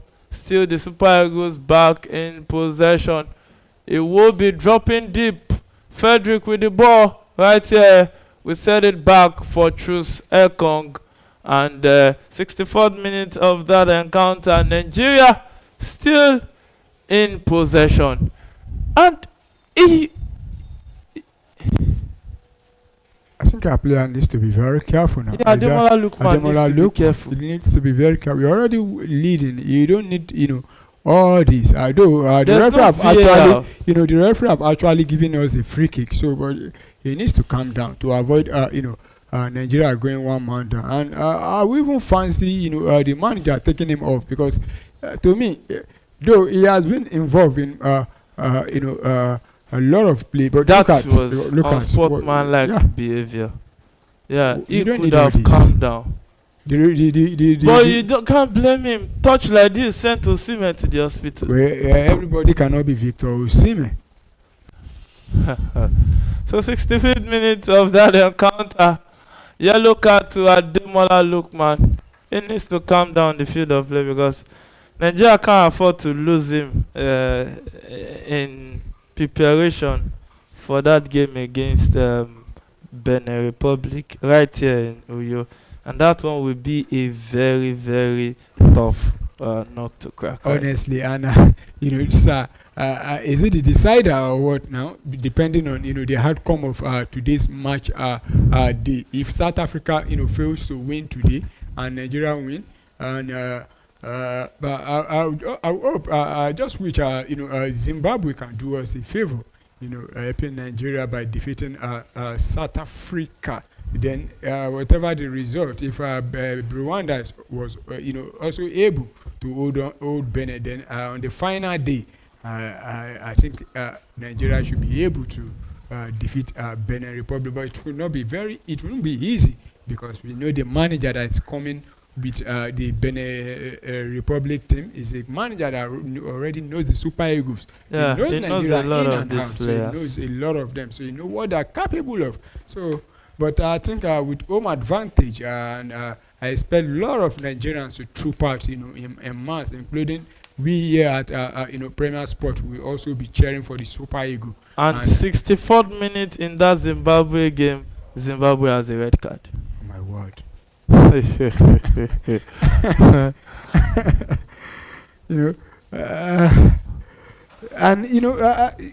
the game between Zimbabwe and South Africa, I feel something is definitely going to happen in that game. Well, I just hope it eventually favors Nigeria. But you look at Zimbabwe; they've not won any. They are still winless in that group, though they've drawn 5 and they've. They are currently drawing their 5th game. They've lost 4 already. So going 10 man down now against this stubborn South African side, or good South African side rather, it's going to be a very, very tough one for them. But I just hope they are able to hold this South Africa. If they can't get the 3 point, at least get a point from it.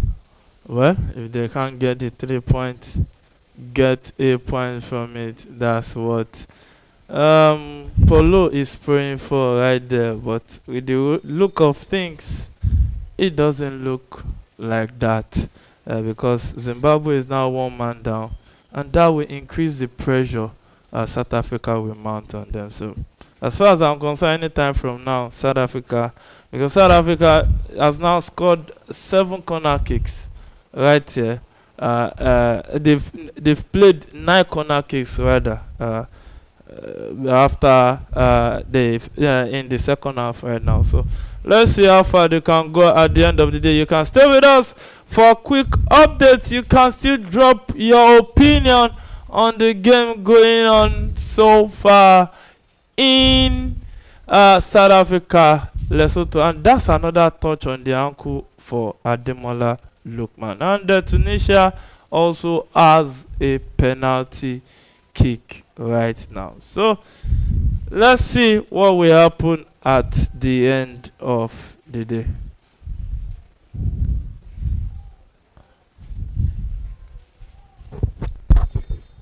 So free kick to Nigeria. Ademola Lookman will stand on this one. Cross into the box, flicked on by Adams, dropped by Osimhen for his teammate, drops into the box and headed down by the Lesotho player, and his game on in that one. So that should be a throw to Nigeria. yeah, that's throwing to Lesotho. Is it Lesotho? So Tunisia just made it 5-0 in that one. 5-0 Tunisia in that encounter. So let's see what will happen in that one. Between Seychelles and Sao Tome and Principe, I'm still trying to figure out the worst, performing, nation. They are just coming up in the football world. Yeah, they're just coming up. But I think both of them are the San Marino of African football. Yeah, they are the, and for your information, Cape Verde, all those teams started like this, and before you know it, they are football. Now look at Cape Verde in this World Cup qualifier. They didn't do badly. So I think there's nowhere that is worst enough to start. You can just start from somewhere. And Cape Verde are on the verge of qualifying for the World Cup. They they need to win their next match. A draw might not be good for them. We just have to confirm. Let me just confirm. And they still have a chance to go for the playoff. Definitely, but they topped the group with 2 points, ahead of Cameroon. And looking at the last game is against Eswatini. Eswatini, rather. I think that should be. I think Eswatini is it the Central African Republic? Are they the ones they call it? No, they are not the Central African Republic. You just have to. Eswatini is an African country. Yeah. I think they're the one they call that CAR, the Central African Republic. Yeah, it's Eswatini. Yeah. I'm not sure yet, but okay. No. They're not the one. They're not the one. But and if you ask me, I think Cape Verde should be defeating Eswatini, because you look at Eswatini. They are the whipping boys of that group. They've had only just 3 points. They played 9 down. They've not won anything. So I think Cape Verde will be going to the World Cup. So it's 69th minute in that Zimbabwe South Africa game. It's still 0-0 in that one. Zimbabwe 1 man down already in that encounter. Lesotho Nigeria game, 72nd minute of that one. Nigeria leading 1-0 in that one. Penalty scored by William Chus Elkong right there. And Nigeria has a throw-in at this point in time.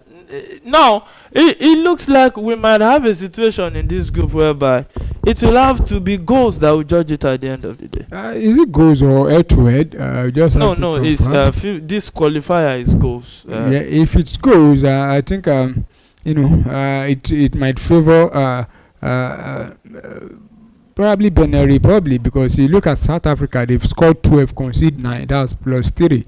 While Nigeria, we've scored, including this one, we scored to the 10, conceded 3, that's +3 for us. While Benin Republic, they've scored 11, conceded 7, that's +4 for them. While Rwanda, who is also still in the in the running, they've scored 5, conceded 5, also -0. So I think I still favor of Benin Republic. As I was saying earlier on, even with the way the result is going so far, I still think Benin Republic will still be feeling happy. Though they know that the last game they will need to come to Nigeria here and get all 3 points. And it's a ground that they can fancy their chances. Well, Based on what has happened in this qualifiers so far. definitely. Yeah, so definitely. And Nigeria has a chance right there. But the Lesotho player was at the right place at the right time. And that is a good clearance for the Lesotho player at this point in time. 73rd minute it is. Nigeria leading 1-0. Long ball forward for Adams to chase. But it looks like, hey, too much weight on that one for Adams to chase. And the clearance, Ekong X that one out. And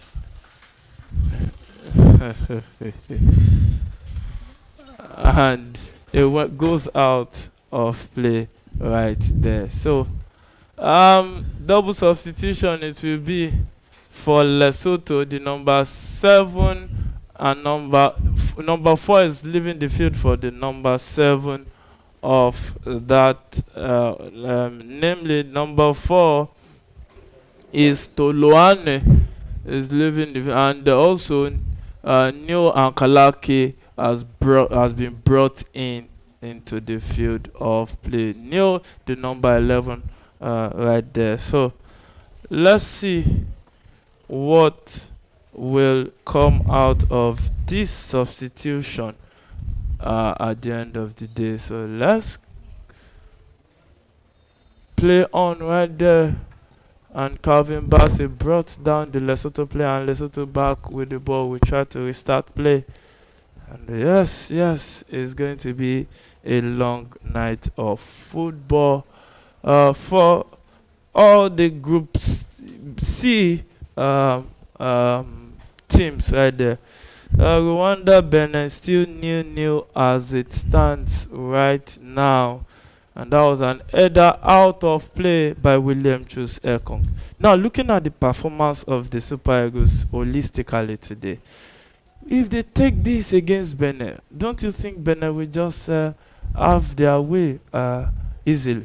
I think so, because I still feel Benin are more superior in terms of Team play. team play than Lesotho, because right from the blast of the whistle, you see Lesotho. I said it earlier. I think Lesotho are comfortable. Before we got the goal, I think they are comfortable with just 1 point. No, they don't want to win the game. At the same time, they don't want to lose the game. Unlike Benin Republic, who will be willing to take on the Super Eagles. So if we go play the same way against Benin Republic, I don't think we'll get all 3 points. So we need to be more. But you know that a team that also wants to attack will open up spaces to be exploited. Yeah, definitely. And I still feel with what I've been saying, with what I'm saying with this Super Eagle, if Lesotho, come out to attack us, they will definitely get a goal. I don't know if though Nigeria might still win them, but I will definitely concede if they attack us. Well, Nigeria back in possession. Wilfred Ndidi straight to Bruno Oyemechi. Still with the ball, finds Calvin Bassey straight to Onwa Bali, the Nigerian goalkeeper. Will send it straight to William Chus Ekong.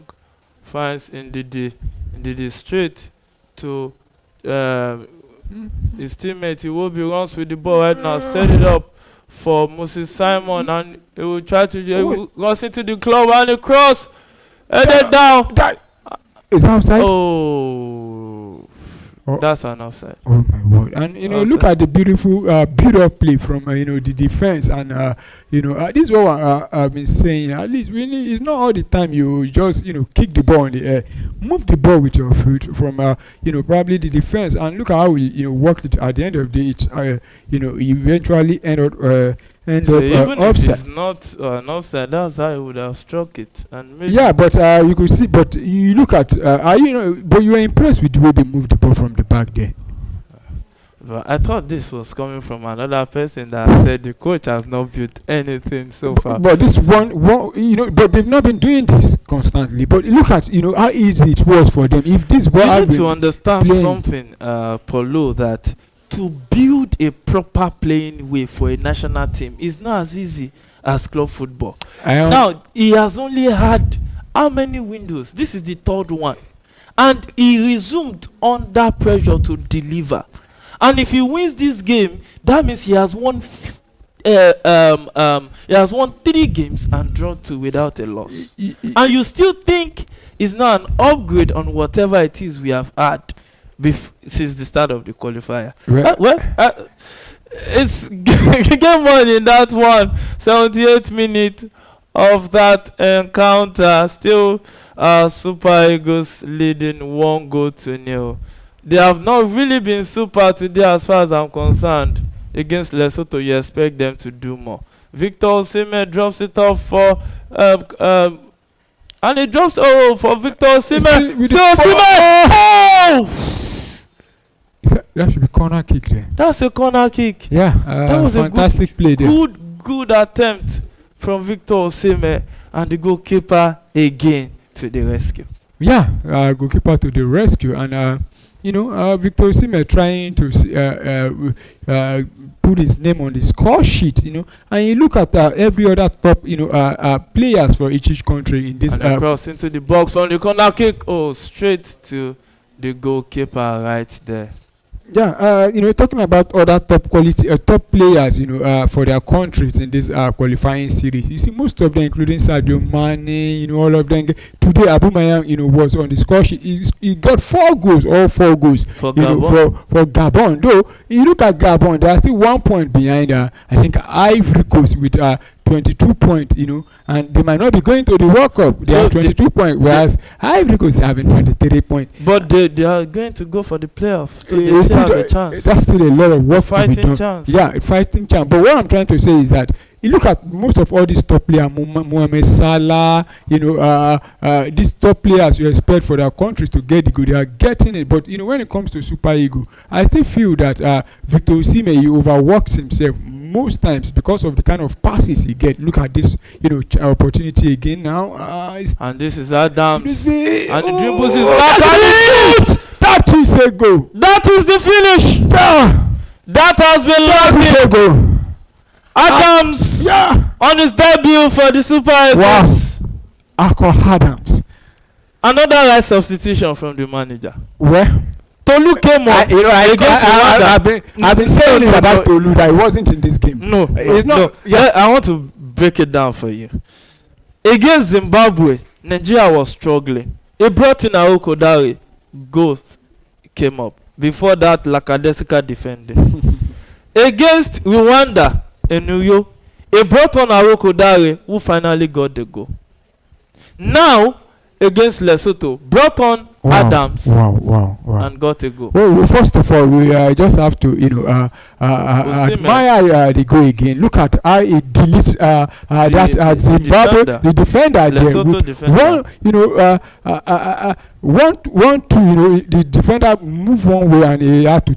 That was a beautiful shot there. There's nothing to the goalkeeper, we do there. I think it's like you said, it's the right, call, because since he came in, he has been more involved in the game than Tolu Aroko Dare. Right from the first half, I've been complaining. I've not seen the impact of Tolu Aroko Dare. And what do you expect a manager to do that he has not done? Well, he has done what he's supposed to do, and what we are expecting is for us to get all 3 points in this game. And do you still think that is not better than his predecessors, for the preceding managers that came for this qualifier before he came? I think they are all on the same level. I don't think it's better than them, to be honestly. Because I don't think this is the best we can get for Super. I'm not when we had those ones also, I was complaining about them, to be honest. I don't even like the way they too have been managing the Super Eagle, including him. Though he's still in charge, he still has a lot of time to improve compared to those ones that they've let go now. So corner kick to Lesotho at the 82nd minute of that encounter. Zimbabwe, South Africa, 80th minute it is in that one. Still 0-0, and Lesotho just got one back from the corner kick, and it's a goal. How did Nigeria concede again from this situation? I've been saying it looking at the goalkeeper. Look at the goalkeeper. Look at the goalkeeper there. I still feel one thing I've been not observing about the Super Eagles is if our opponent attack us, they will definitely get a goal. I don't know, but the goal might not be enough. But you could see that there's always somebody. The keeper not parry that one out. There's always somebody ready to commit a blunder for the Super Eagles. Now is the goalkeeper this time around. Parry, that is the ball he could have hold on to that ball. I don't know what he's trying to do. Maybe he was trying to hold on to it or trying to push that ball. So game on in that one. Lesotho back in that game, and these kinds of game can really be disappointing for the players. Yeah, and while I was trying to say we are beginning to build our goal difference now, and now we consider So the goalkeeper of Lesotho, who for me has a shout of being the man of the match in this encounter. Now, just imagine Nigeria did not score that second goal. That's it. That could have been another a story now for though there's still time. I just hope if we can't get more goal, then see off this game. But I believe the best form of defense for this Super Eagles is to constantly attack this Lesotho, because I don't think we can play at the back trying to defend, because this Super Eagle, I've been saying it right from the blast of the whistle, not even today, even in the last 2-3 matches. Once our opponent attack us, they will definitely get a goal. Well, game on in that encounter. Free kick to Nigeria at the 85th minute of that one. So, wow, I think this should be a yellow card.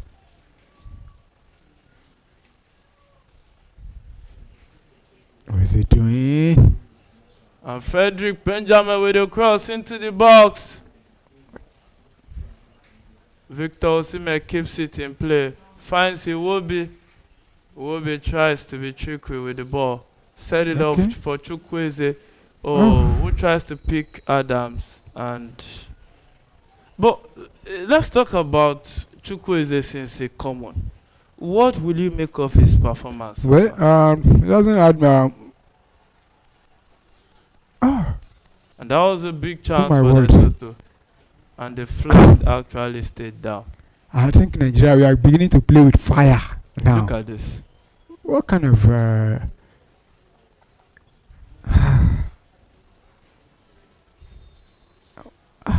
what's Nigeria doing? Honestly, I'm beginning to feel very, very worried. I'm worried already, but well, it's a choice to be worried, actually. 86th minute of that encounter. Nigeria leading 2-1 at Lesotho. And a long ball for Frederick blocked to a throw-in by the Lesotho player right there. So, it's still 2-1, a slim chance right there.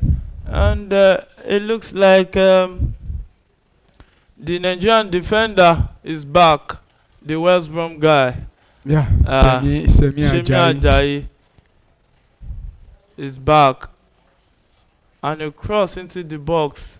And I think the manager is planning to defend this one now. You have to defend. The defenders are opening up spaces at the back.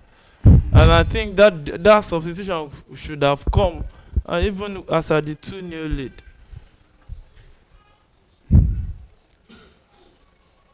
And you can see the urgency in the Lesotho side now. And goalkeeper Stanley and he steals that one from Chusekong.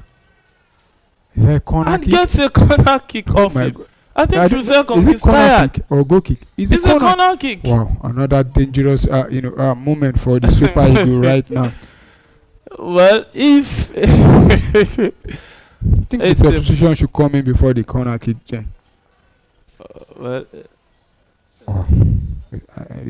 substitution is not going to come. Is he withdrawing? Is he about to withdraw Victor Osimhen or what? I don't know. We just have to confirm So the after the corner corner kick kick. will come up before the.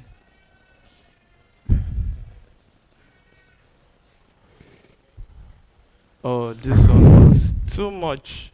Yeah, Much weight on that you know, and I'm talking about the goalkeeper. I think he needs to calm down. Look at even after the goal, he just trying to come out and just calm down and relax. So, 88th minute it is in that one. Lesotho 1, Nigeria 2.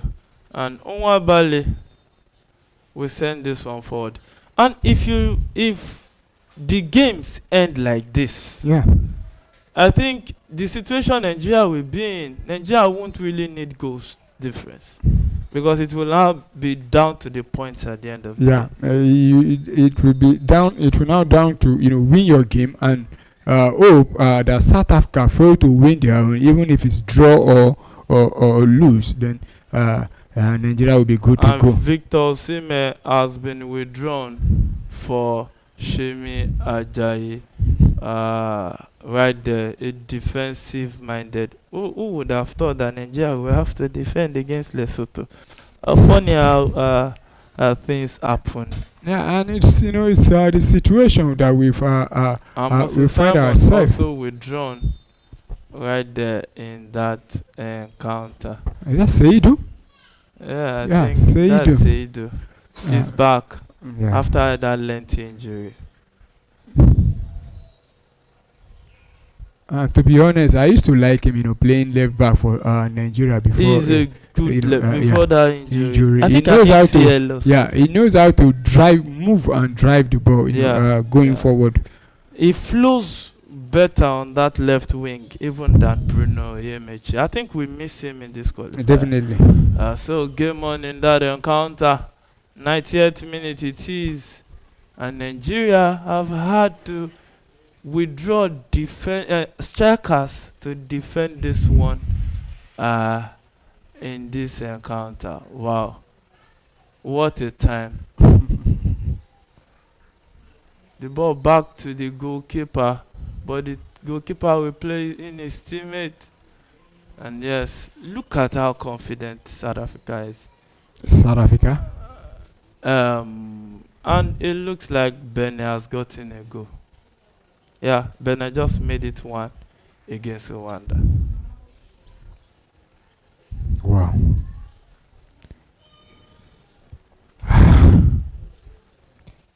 And I think that should be that should be it.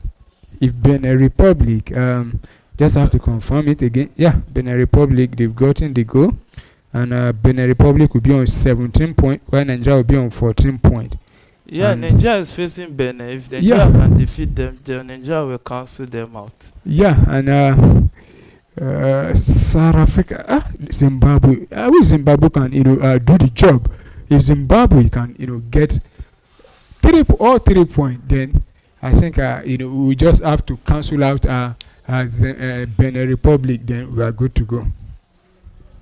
And it's like Tunisia is going to make it 6. Honestly.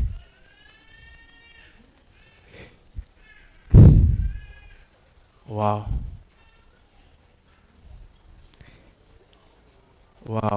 Wow. Football indeed have a way of surprising us all. Wow, that you wouldn't expect. In fact, you would have thought South Africa would get a go ahead of Benin in this round of fixtures, but football has its way of surprising us all. I was expecting a very keenly contested game between Zimbabwe and South Africa, given the And the it looks rival. like Lesotho are really, really building up. The goal they scored actually gave them something going forward. Yeah, it spurred them on. It will spur them on. On a normal day, those kinds of goals will come in handy when you are in these kinds of situation right there. So, a quick update. 3rd minute of additional time of the 5 minutes added by the referee, still Nigeria leading 2-1. And Benin has shocked Rwanda, took that lead at the 80th minute of that encounter, and really, really surprising one right there. Yeah, and the goal scorer is a Nigerian descent. Talking Tosin. about Tosin. Yeah, Tosin Ayegun from Benin Republic, and though there's still time because I think they still have about 8 to 10 minutes to play. So let's see if Rwanda can be able to, come back and grab at least a something from the game. While we continue to hope that Zimbabwe, South Africa, if possible, get all 3 points. But the game between Zimbabwe and South and the game between Sao Tome and Tunisia has ended. It ended 6. Sao Tome and Tunisia has ended. It ended 6-0.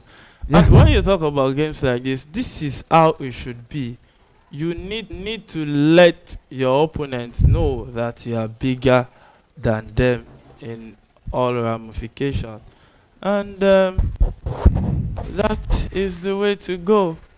And for Benin, it looks like General, after all, is a professional in playing the qualifiers. Yeah, he knows how to play the qualifier, and it's already giving Benin Republic and their fans a lot of something to check going into the last game. And if Benin Republic eventually get all 3 points today, they will be coming to Abuja to avoid to Nigeria to avoid defeat. If they can avoid defeat, I think they are good to go.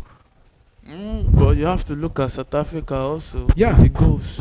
With the goals, if South Africa fails to win today, that means if Benin avoid defeat, I think they are good to go. Because if South Africa defeats Rwanda, South Africa will also be on. Oh my goodness. Now, is this the team that you honestly feel you want them to go to the World Cup for? Well, yeah. To be honest, in terms of the group, how looking at that replay, what Stanley Nwabali trying to do? Is it blaming the player in front of him or what? Honestly, I think it would be better if we don't go to the World Cup to avoid embarrassment. Like this. But the problem is that we need the World Cup. We need it. And the referee just ended that one. Nigeria takes all 3 points, and at the end of the day,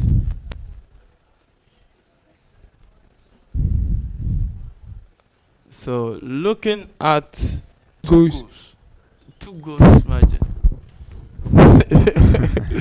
It's not impossible, but with the way we've been playing, honestly, it's a very, very tough situation that we found ourselves. I just hope that luck will shine upon us on that day. And though the game between Benin and Rwanda is still on, and so also the game between Zimbabwe and South Africa. I just I continue to hope that Zimbabwe can help us cancel out, take away South Africa from the equation. So Nigeria will know that we are facing Benin Republic. But and the game between Zimbabwe and South Africa inside the 90-minute plus, goalless. Still goalless. And let's talk about the Super Eagles game.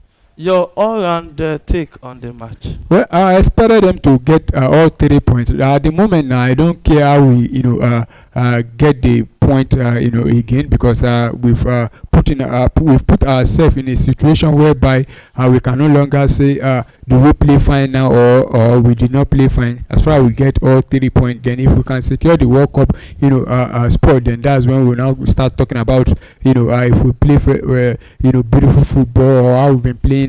but so happy that we were able to get all 3 points, but it wasn't easy. You could see at the death of the almost dying minute, we almost give away the surrender the 3 point. I mean, share the spoil with Lesotho through that one Bali. I don't know what he's trying to do there, but They so didn't happy. share the point. No, They we considered almost, a goal. we Okay. almost, Alright. we almost. So, so happy we get all 3 points. Yeah, so congratulations to the Super Eagles, even though I don't think there's anything to celebrate. Apollo, thank you for joining us today. Yeah, thanks for Thank you having for me. joining us. Yeah, remember, we'll still be here. We'll come here on for your viewing pleasures. Our Talk Sports show, also watch our long shows, and you keep reel out reels for your viewing pleasure right there. My name is Afola Adeyemi. Till we meet again next time. Don't forget, you can only fail if you stop trying. Keep trying till your dream becomes a reality that you can touch and you can feel. Good night and God bless you.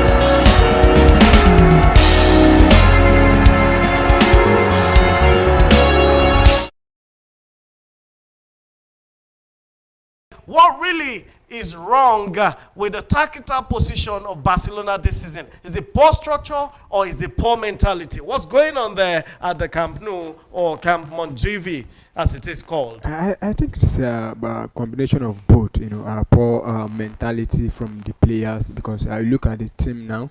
You see, I think they are not really motivated, to play out there with the absence of the key player. Talking about Lamine Yamal and Rafinha, you will see the way the team, the other guys, they always feel, the manager's tactics compared to last season, more especially the island they keep on playing, and teams are beginning to find a way to, go around it and eat them on the break and get those goals. So I think it's a combination of both. Thank you, Paulo. You heard it from Pauloski. He said it might be a combination of both tactical issue, mentality issue. But we're not going to take it away from our intelligentsia here in football. Mo, what do you think here? With Lamine Yamal injured and Lewandowski misfiring and Rafinha injured, who can step up for Barca? Yeah, I think that's why they brought in Rashford. It got a goal, but it was unfortunate that they conceded 4. But when you look at what's happening in Barca, it's a transition period. When you have a successful season, the following season, many of the times your key players can be going in and out of the season. We saw Man City with Rodri and some other guys. So it is normal in football. It's a wave of the moment. And if they can manage that wave very well, there's January coming in. Maybe they can bring in one out for our number 9 or something. Because you can't rely on a striker that is on his old legs. I think 38 now, 37. 36. And that's at 36, Jordi Alba is retiring. So he's not the kind of age. Jordi Alba is retiring at 36. It's not the kind of age that you want to have your go-to man, and you have to bring in somebody to understand. All right, so we'll tell that to Barcelona FC of Spain. Right now, the Catalonian lead club. And we'll go straight back to Paulo. Is it time for Hansi Flick consider the option of stepping aside, or should Baka double down on his long-term vision? What do you think? I don't think it's time for him to, step aside, because you look at the incredible job he has done with Barcelona since taking over from the previous man, Xavi Hernandez. He wanted the job and he got the job and he delivered. So I don't see any reason why the manager should be stepping aside, or the board as a whole be looking at looking at his future. I think if I'm the board, we even add more more years to his contract, because he has done incredibly well with Barcelona. And like Yema said, they need to look for probably another number 9, because apart from Lewandowski, Ferran Torres, I don't think is a proper number 9 to me. So they need to look for a way to bring in top quality striker that can lead the line, and probably look at the defensive aspect of it also, because I think they need a real solid defender also. If they can get the manager those two teams, I think they are good to go. So we move on straight here from Barcelona's growing pains. Let's turn to another European giant dealing with their own setback at the Old Trafford, the theater of dramas. And Man United and Man City operate from that environment. Now we're looking at Man City. Man City, we know, has been a top club for about 7-8 seasons in the EPL. And then suddenly Rodri's injury happened. City couldn't cope with Rodri's injury and without their main engine. Manchester City's midfield heartbeat Rodri has been sidelined and is just recovering. Guardiola faces one of the biggest tactical tests. City's reading balance and defensive cover often revolve around Rodri's presence. And the issue here is just how vital is Rodri to Pep's entire system, even with the new guys coming in. And could this be the one player truly that can't find a replacement for? I think we should take it from you, Paulo. Rodri is a very vital player for Manchester City, and I believe every player can be replaced. There's nobody that cannot be replaced, but it might take a very long time for you to find a perfect replacement for that particular player. But at the moment now, City are finding it very hard to find that player. This is the second season run. During the January transfer window, they brought in, I think, Nico Gonzalez, but it's not working. Now they brought on Tijani Reinders also, but Tijani Reinders has been showing some flashes of brilliance. Welcome to Talk Sport, viewers and fans, ladies and gentlemen, all over the world. This is the big talking sport for football, and Talk Sport from Premier Sports Fan Center is happening live on your screen, on your YouTube page, on your Facebook page. Right now, your home for the biggest football stories, the boldest opinions, and the sharpest debates. I'm your host tonight, Yinka Adegbuyi. Friends call me the doc around here. And with me are football brains of the day. And I have to my left, immediate left here, I have Yemite. Yemite, you're welcome to the show. Thank you for coming, Yemite. And immediately after Yemite, we have the erudite Poloski. Yeah, good evening, viewers, and thanks for having me. So excited to be back here once again. So we're so excited to be with you guys, and we are going to have such a wonderful, exciting time. Today's lineup is packed. We got Paulo in the house, we got Yemite in the house. So much tackling going on in the studio tonight. Expect it, and we want you to be part of it. Barcelona's crisis, Rodri's injury, blow for Man City, and then Gerrard's next move, the Premier League title race. And I'll tell you the truth, the Premier League race is getting hotter and hotter by the day. We saw how Liverpool lost that crucial encounter to Chelsea, and then Arsenal FC moving to the top. So the race, the drama, the VAR issues, and even African football on the incredible rise. Let's get started right away. Viewers and ladies and gentlemen, once more I want you to know that for this show, it is an interactive session. You can put your comments on our YouTube page, Premier Sports Fan Center. Premier Sports Fan Center on the YouTube page or the Facebook page. Just put in your comments there or call the number you see on your screen and be part of the show. So we're looking at Barcelona in crisis again. Right now, Barca are once again in turbulence. Lewandowski is misfiring. Teenage prodigy Lamine Yamal is sidelined. And pressure is mounting on Xavi. The club's rebuild feels stuck between youth and inconsistency. And you know Hansi Flick is under a lot of pressure as we speak. And fans are growing restless. So tonight we're going to be looking at a few talking points from Barca's crisis. And I'm going to start from Paulo here. And what really is wrong with the tactical position of Barcelona this season? Is it poor structure or is it poor mentality? What's going on there at the Camp Nou or Camp Montjuic as it is called? I think it's a combination of both, poor mentality from the players, because I look at the team now. You see, I think they are not really motivated, to play out there with the absence of the key player. Talking about Lamine Yamal and Rafinha, you will see the way the team, it seems as if the other guys they always feel, less pressured when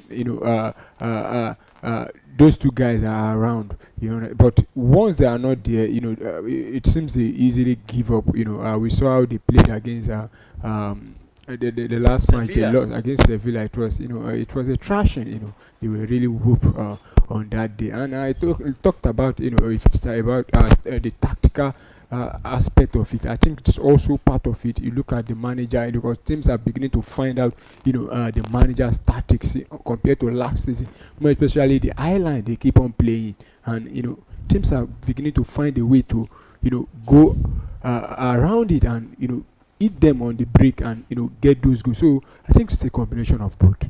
Thank you, Paulo. You heard it from Pauloski. He said it might be a combination of both. Tactical issue, mentality issue. But we're not going to take it away from our intelligentsia here in football. Yemo, what do you think here? With Lamine Yamal injured and Lewandowski misfiring and Rafinha injured, who can step up for Barca? Yeah, I think that's why they brought in Rashford. It got a goal, but it was unfortunate that they conceded 4. But when you look at what's happening in Barca, it's a transition period. When you have a successful season, the following season, many of the times your key players can be going in and out of the season. We saw Man City with Rodri and some other guys. So it is normal in football. It's a wave of the moment. And if they can manage that wave very well, there's January coming in. Maybe they can bring in one out for our number 9 or something. Because you can't rely on a striker that is on his old legs. I think 38 now, 37. 36. 36. And that's at 36, Jordi Alba is retiring. So he's not the kind of age. Jordi Alba is retiring at 36. Okay. It's not the kind of age that you want to have your go-to man. And you have to bring in somebody to understand. All right, so we'll tell that to Barcelona FC of Spain. Right now, the Catalonian lead club. And we'll go straight back to Paulo. Is it time for Hansi Flick to consider the option of stepping aside, or should Barca double down on his long-term vision? What do you think? I don't think it's time for him to step aside, because you look at the incredible job he has done with Barcelona since taking over from the previous man, Xavi Hernandez. He wanted the job and he got the job and he delivered. So I don't see any reason why the manager should be stepping aside, or the board as a whole be looking at looking at his future. I think if I'm the board, we even add more more years to his contract, because he has done incredibly well with Barcelona. And like Yema said, they need to look for probably another number 9, because apart from Lewandowski, Ferran Torres, I don't think is a proper number 9 to me. So they need to look for a way to bring in top quality striker that can lead the line, and probably look at the defensive aspect of it also, because I think they need a real solid defender also if they can get the manager, those two teams, I think they are good to go. Okay, so in 1 minute, Yemite, what do you think? Apart from the striker, do you agree Barca needs a defender? Yeah, I think they need a defender. Or should the defense tactics change? No, I think they need one extra goal. You can't use an experience like Martinez, and you also pay for it because it was practically a key factor defensively for Barcelona. Both in the dressing room and on the field. You can't lose that kind of. It was like when Chelsea lost Silva. It was obvious that True. they lost something huge. So I think that's just the issue. Just bring in somebody to replace him and then we go to go. Maybe, just maybe, the Uruguayan guy, what's his name? Araujo. Araujo will step up. Or Steve. But we all know Araujo has been misfiring. He's not doing well. He keeps committing errors. I think Araujo will be shipped out. When you go out injured for that long time, you can't just come back and get to that. Even Rodri is not at that level. It would take playing this whole season to get him back to that level. All right, so we move on straight here from Barcelona's growing pains. Let's turn to another European giant dealing with their own setback. At the Old Trafford, the theater of dramas, and Man United and Man City operate from that environment. Now we're looking at Man City. Man City, we know, has been a top club for about 7-8 seasons in the EPL, and then suddenly Rodri's injury happened. City couldn't cope with Rodri's injury and without their main engine. Manchester City's midfield heartbeat Rodri has been sidelined and is just recovering. Guardiola faces one of the biggest tactical tests. City's reading balance and defensive cover often revolve around Rodri's presence. And the issue here is just how vital is Rodri to Pep's entire system, even with the new guys coming in. And could this be the one player truly that can't find a replacement for? I think we should take it from you, Paulo. Rodri is a very vital player for Manchester City, and I believe every player can be replaced. There's nobody that cannot be replaced, but it might take a very long time for you to find a perfect replacement for that particular player. But at the moment now, City are finding it very hard to find that player. This is the second season run. During the January transfer window, they brought in, I think, Nico Gonzalez, but it's not working. Now they brought on Tijani Reinders also, but Tijani Reinders have been showing some flashes of brilliance. Yeah, but so far I don't think it's still the replacement. But Manchester City's Rodri's injury, he just came back from another injury, and now he's out injured. For now, we don't know how long it's going to be, but I think Manchester City should be looking for towards the January transfer window or probably the summer transfer window to look for a perfect replacement for Rodri. But like I said earlier on, there's no player that's not replaceable.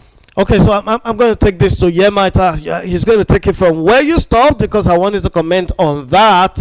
Irreplaceability. Also add to this, should Guardiola adapt his tactics or trust other players like Kovacic or Rico Lewis and then Tijani Reinders that have just been brought in? Yeah, man. Yeah, one of the things about marathon of football is evolving. So, but it is not practically about what you have in plan, it's about what reality faces you with. So, Okay. whenever you are faced with something you cannot change, like Rodri's injury, you have to adapt. They have the guys, Gonzalez can come in, right? Rangers can be adjusted and also to suit whatever he wants to use. So I think that is a setup that Guardiola is one manager that's smart. You see now that Man City are now one team that when they score one, they want to defend. So Right. he's trying to adjust to the times and seasons. And that's the way to go. Right, so that's the way to go. Adjust your tactics. You better just chip in or you're shipped out. And City doesn't want to be shipped out. And they've been doing well preferably recently, they've not been doing so badly in recent times. Now, could this injury actually open the door for Arsenal or Liverpool in the title race? Because if City is not there to challenge the EPL leaders.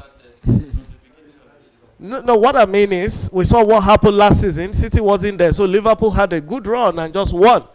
Now, if City is not stepping up again, does it mean that we can as well just cede the Premiership to either Arsenal or Liverpool?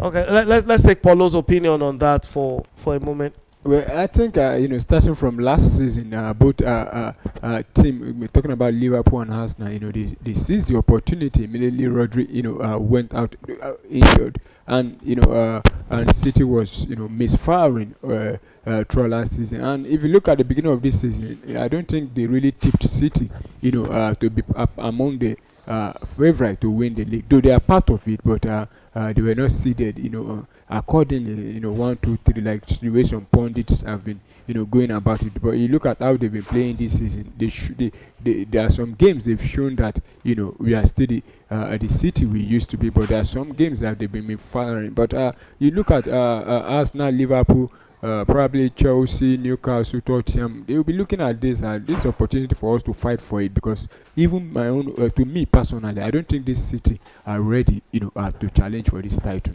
Right, so we heard from our analyst tonight. The City doesn't look ready to challenge for the EPL. And so, speaking of managers under pressure and adaptation, let's move on to a familiar face who might be on the comeback trail. We know Steven Gerrard was a hero, a legend of Liverpool, and Steven Gerrard is in the news again. This is still Premier Sports Fan Center Talk Sport going on for this week.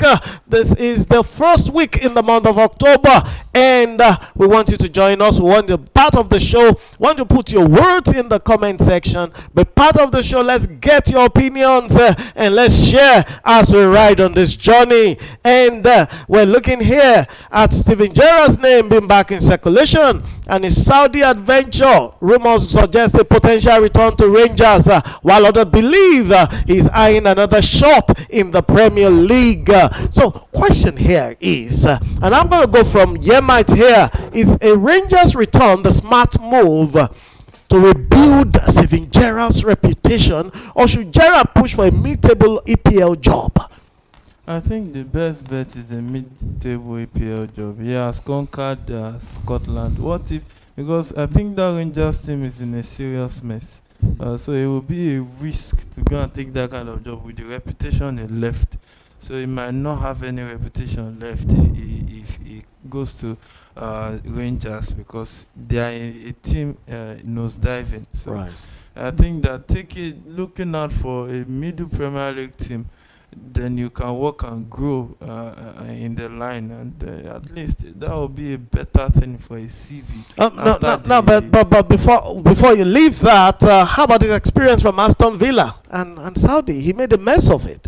But his experience in Aston Villa was a mess. The same way Lampard's first experience at Chelsea was good, but the latter experience was a mess.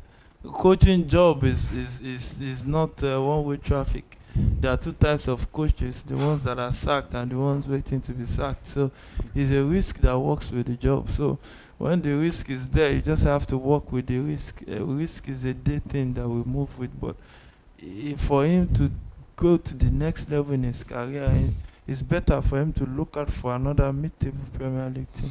Right. So, but Paulo, can we say, can Gerrard actually reinvent himself, or is he still relying so much on motivation over method? Do you think he can actually come to life? Reinvent himself. He has had a time. I mean, since he was fired from his last job in Saudi, there, I think he has a lot of time to have evaluate everything that has gone around between Aston Villa to Rangers to the Saudi club there, and try and see what happened, what went wrong, and try and look for a way and have probably new tactics, because we've seen some managers now talking about. I'll use Mikel Arteta as an example. He took over the Arsenal job. That's his first real experience, and at the beginning it wasn't going well. But the club had to stick with him. Unlike Steven Gerrard, now he has gone around about 3 different, and they didn't give him enough time to develop. You mean Gerrard? Yeah, Aston Villa was just after half a season. The pressure was too much for him at Aston Villa. But at Rangers, you can't compare the Scottish League to the Premier League. The league, the quality is different, and the pressure you continue to face in the English Premier League is not there. For Rangers, if you can hold off Celtic, you are good to go. But unlike the English Premier League here, they don't take that. We've seen even this season, we've seen some some teams, they fired managers, talking about West Ham, Nottingham Forest, and there are some managers also probably might be let go before the year runs out. So for Steven Gerrard, I think whatever decision he takes now depends on him now. Going back to the Scottish League or coming to the English Premier League, either one, he has to get it right this time. Now, but can we say Steven Gerrard doesn't have the potentials to be a good coach or a great coach? I don't think so. He has the potential. Is there? He has the potentials, and Yemi believes so too. Yeah, I think so. Thank you very much, and guys, you can hear that. So our Steven Gerrard, the legend of Liverpool, legend of the England Three Lions, is still believed to grow and emerge as a world-class coach, given time and the right place to develop himself. So now let's widen the lens, because the question everyone is asking right now is, who is really in control of the Premier League title? This is a part where we're looking at your opinion on the Premier League title. Who's really in control? The race for the EPL title lies between Arsenal, Liverpool, City, and perhaps Chelsea. And this heavyweight, they have different styles of play. Arsenal's structure, City's experience, Liverpool's pressing, and of course, Chelsea's consistency in the midfield, and these are setting up fascinating title race. So let's look here. Who's looking most consistent right now, and which manager has shown the best positioned for this particular EPL after 7 or 8 games played? Let's take it from Yemite. I think for the league, with the number of squad depth and all, I think Arsenal should be the favorite. And I'm sure the Reds are smiling now where they are, like, wow, this is coming from Yemite right here. Because the reality is, when you check the different role on the field of play, they have at least 2 players per role or more. So, and when you have depth, what it will do is a marathon of football fatigue will set in. Liverpool doesn't have that same depth. So, and Liverpool have Salah and Van Dijk older than they were last season. So, True. I think that will also be a minus on the Liverpool side. So, I think this season should be Arsenal's league to lose. Whoa. This season should be Arsenal's league to lose. I want to hold it right there because Paulo is itching to say something about that. So, Paulo, really, which squad has the greatest and the best depth to handle this winter grind? Do you agree with Yemite on that? Yeah, or what's your opinion? I agree with him, because you look at every other team's challenging for the league. To be honest, I think Arsenal have the squad depth, like you said, 2 or 3 or more players in each position. You got Nkapi, you got Calafori, you got Mike Lewis. Played multiple roles. We saw with what they did with Noni Madueke, before he went out, he was even playing from the left-hand side, whereas his preferred option was even on the right. From the right. So I think Mikel Arteta has the squad depth now to push for it. So it is now solely on the manager now to deliver. To deliver. not the players. It's the manager. It's the manager that will charge of the player. Yeah. All right, so you guys heard it here. Could a dark horse like Tottenham or Newcastle sneak into the conversation as we go on? Is it possible? It's possible, but how realistic is it? Yes. Is it possible? They've mostly been nearly FC. The season they would have won was the one Leicester took Tottenham Hotspur. So I think that for me, they don't really stand the chance. Probably highest is to get into Champions League. Wow. So you got that. So if you have hopes on putting money or bets on Tottenham, you should rethink it. Yemite here is an ardent follower of the EPL and an erudite analyst of football. And he thinks Tottenham and Newcastle might not be able. They're nearly. So we move on straight from that subject, and then we look at the next agenda here. And speaking of the future, let's talk about one of the brightest teenage stars in football right now. Your guess is as good as mine. Lamine Yamal. This is where you roll the drums. And what are we looking at here? Is it the next Messi? Is he an overhyped prodigy? At just 17, Yamal's dazzling performances have drawn global attention. But with injuries and expectation piling up, questions are emerging about the pressure on such young shoulders right now. So the question first we ask from the studio here is Yamal hype justified, or are we setting him up for a burnout? Paulo, what do you think? Because the guy is got injured and is getting re-injured again from the return of the injury. Yeah, it's part of football, getting injured and coming back. But you're now getting injured and come back and not be able to pick up from where you stopped. That's the issue. But we saw with Lamine Yamal, when he picked up injury this season and he came back. I could remember, I think he got assist or he got a goal in the game when he came back there. And for Lamine Yamal, the hype is there. And he has shown that he can handle the hype, also. And he's done incredibly well for himself, winning the league with Barcelona, with his country, also with the Spanish national team, helping them to achieve great things. So I think the hype is there. I mean, the quality is there. The hype is there also. And the player knows that and he feels that also. And to me, is delivering also. Right. So, but Yemite, I want you to consider this really. What's the specific? What are the specific specialty and tactics and the mentality driving this young guy? I think football is more or less instinctive than your hard work. You have to have it inside of you. Many of the times, from my own experience, it's just mainly you just do it. Even you sometimes you can't explain how it comes. It's just something that it suits you.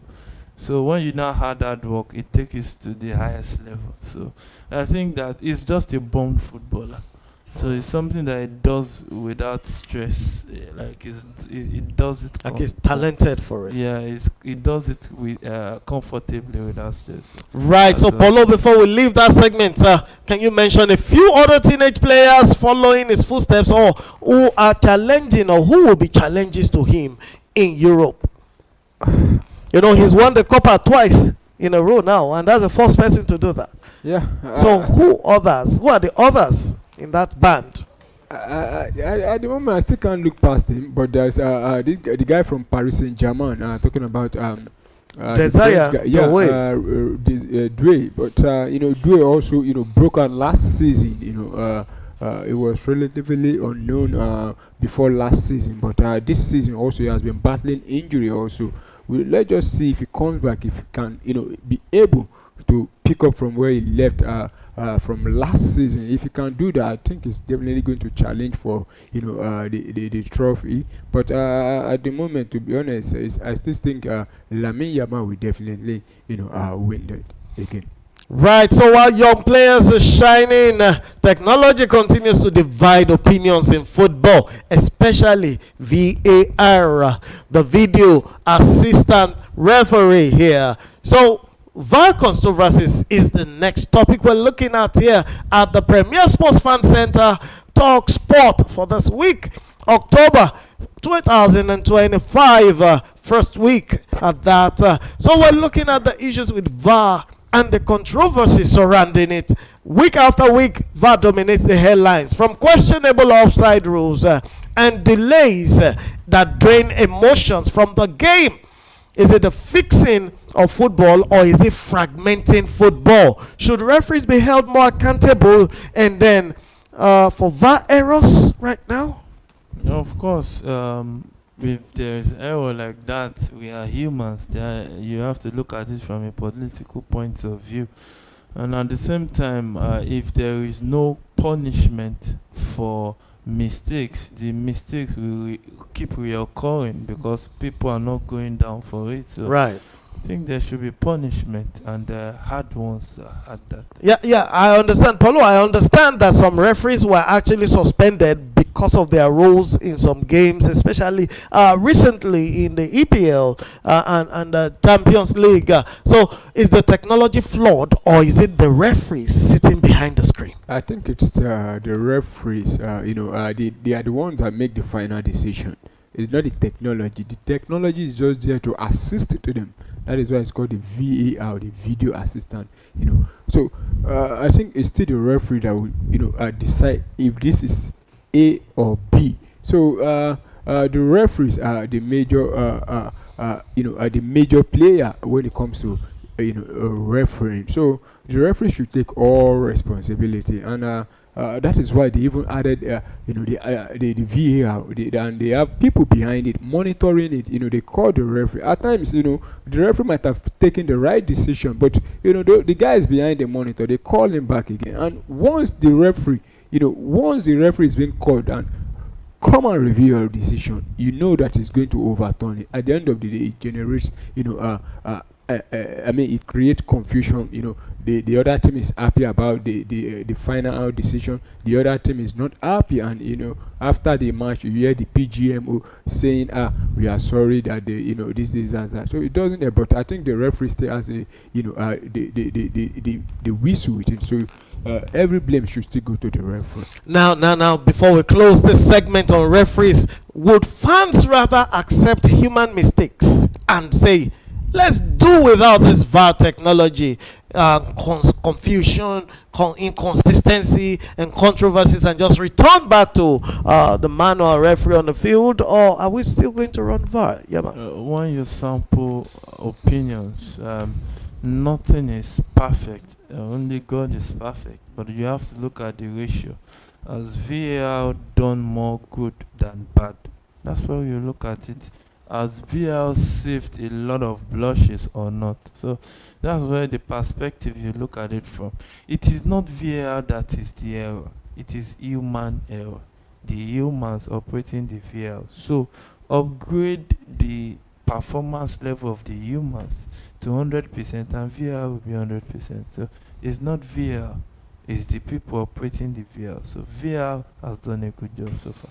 Right, so I believe VR has done a good job. Paulo, what do you think? VR better than humans alone? VR is, to me, it's okay. So we agree VR stays? Yeah, it stays. Right, so we from this end believe the VR should stay in spite of its inconsistencies and errors and controversies. I think they still do better, some more good, some more errors have been unraveled, especially against what used to be when goals cross the line and people don't know, or when people really don't deserve penalty kicks, and they were given in the olden days before VAR came on.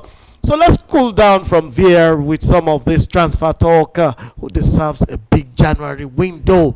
top 5 players who deserve big January window transfers are in the discussion right now. The window is approaching, and several players have outgrown their current clubs. Some are hidden gems, just sitting and warming the benches. Others are stars in the waiting, looking for opportunities to show. So let's take it from you, Paulo here. Which players do you think deserve a move to bigger stage in winter? Just mention 5 of them and tell us why. Wow. Let's look around Europe and what I would just say is, in the world of football, you don't project for winter transfer.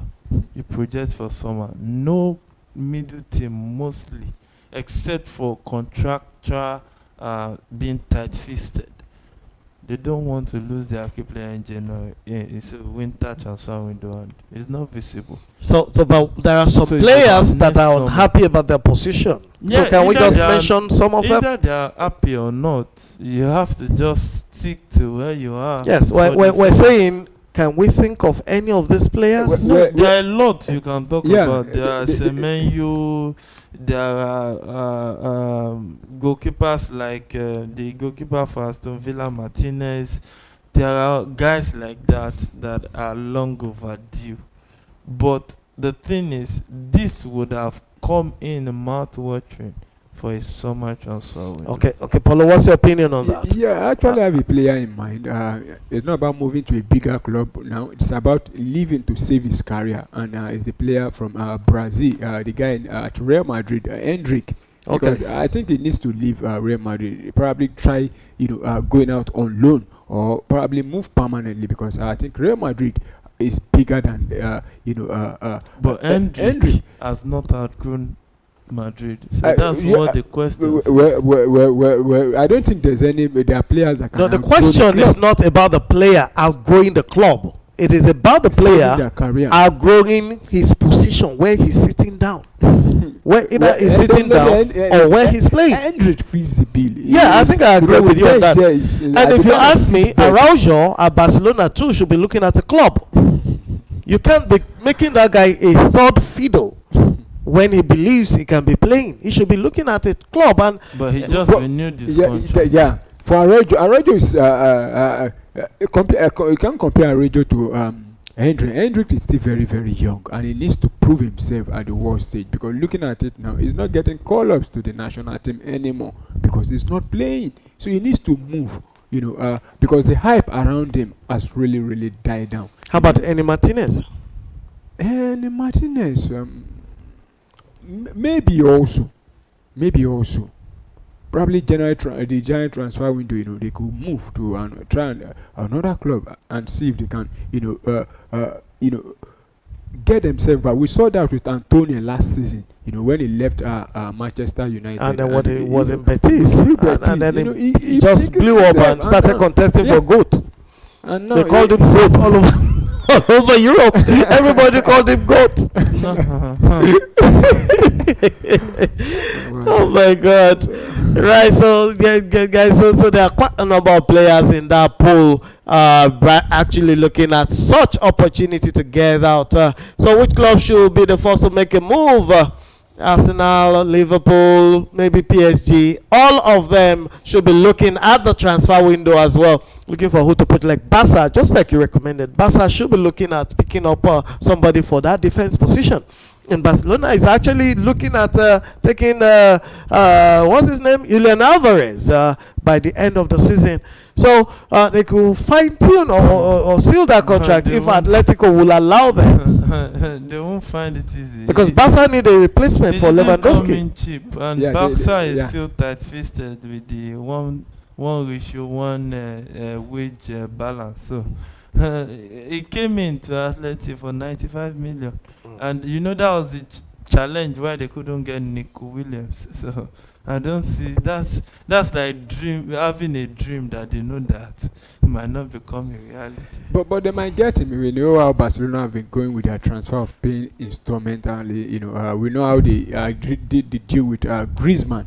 But what about Nico Williams? 60 million. No, I'm talking about. It was not as if Alvarez is not happy at Atletico, and he came in for 95 million. So even Atletico will want to cash in on him and make profit. Definitely, so they want he will to, be expanding over 100 million. Now, and a player coming for over 100 million will not be on a small wage. So let's realistically check it. It's like Barca trying to. No, but Barca is weighing up options of picking up Alvarez to replace Lewandowski in the coming season. And you know how this works. They always have a way to arrange some of these things. They can work on the finances. We've seen Griezmann go that way. We've seen Coutinho. We've seen Neymar for several years. Griezmann, they didn't those pay. ones did not come when the No, but they didn't pay in full for any of these players. No, they don't pay. No club. No, I've not. It's only the Saudis I see paying full. Even without paying in full, they couldn't get Nico Williams. No. For Nico Williams, it wasn't 60 million that was the issue. Barca is saying that the player refused to come because the player was ill-advised about his registration.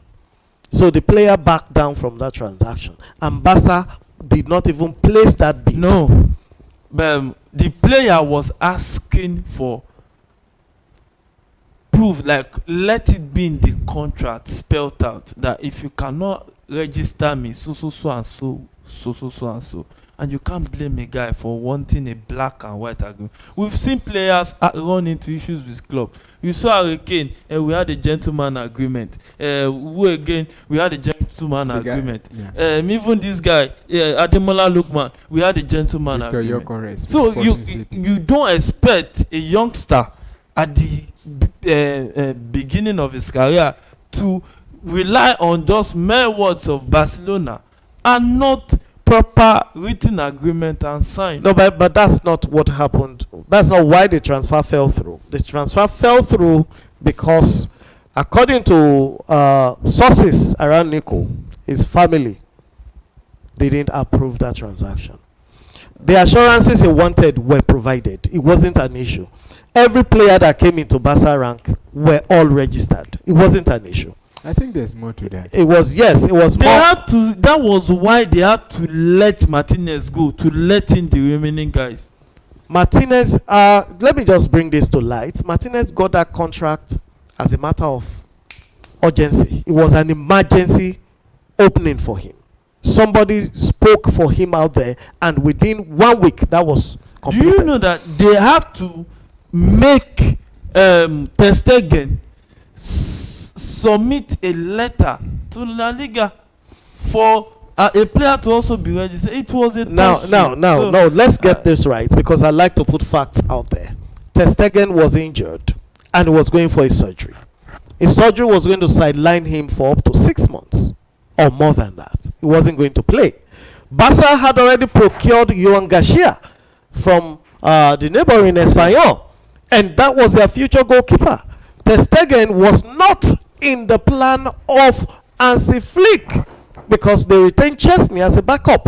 Ter Stegen as a captain could not be the backup.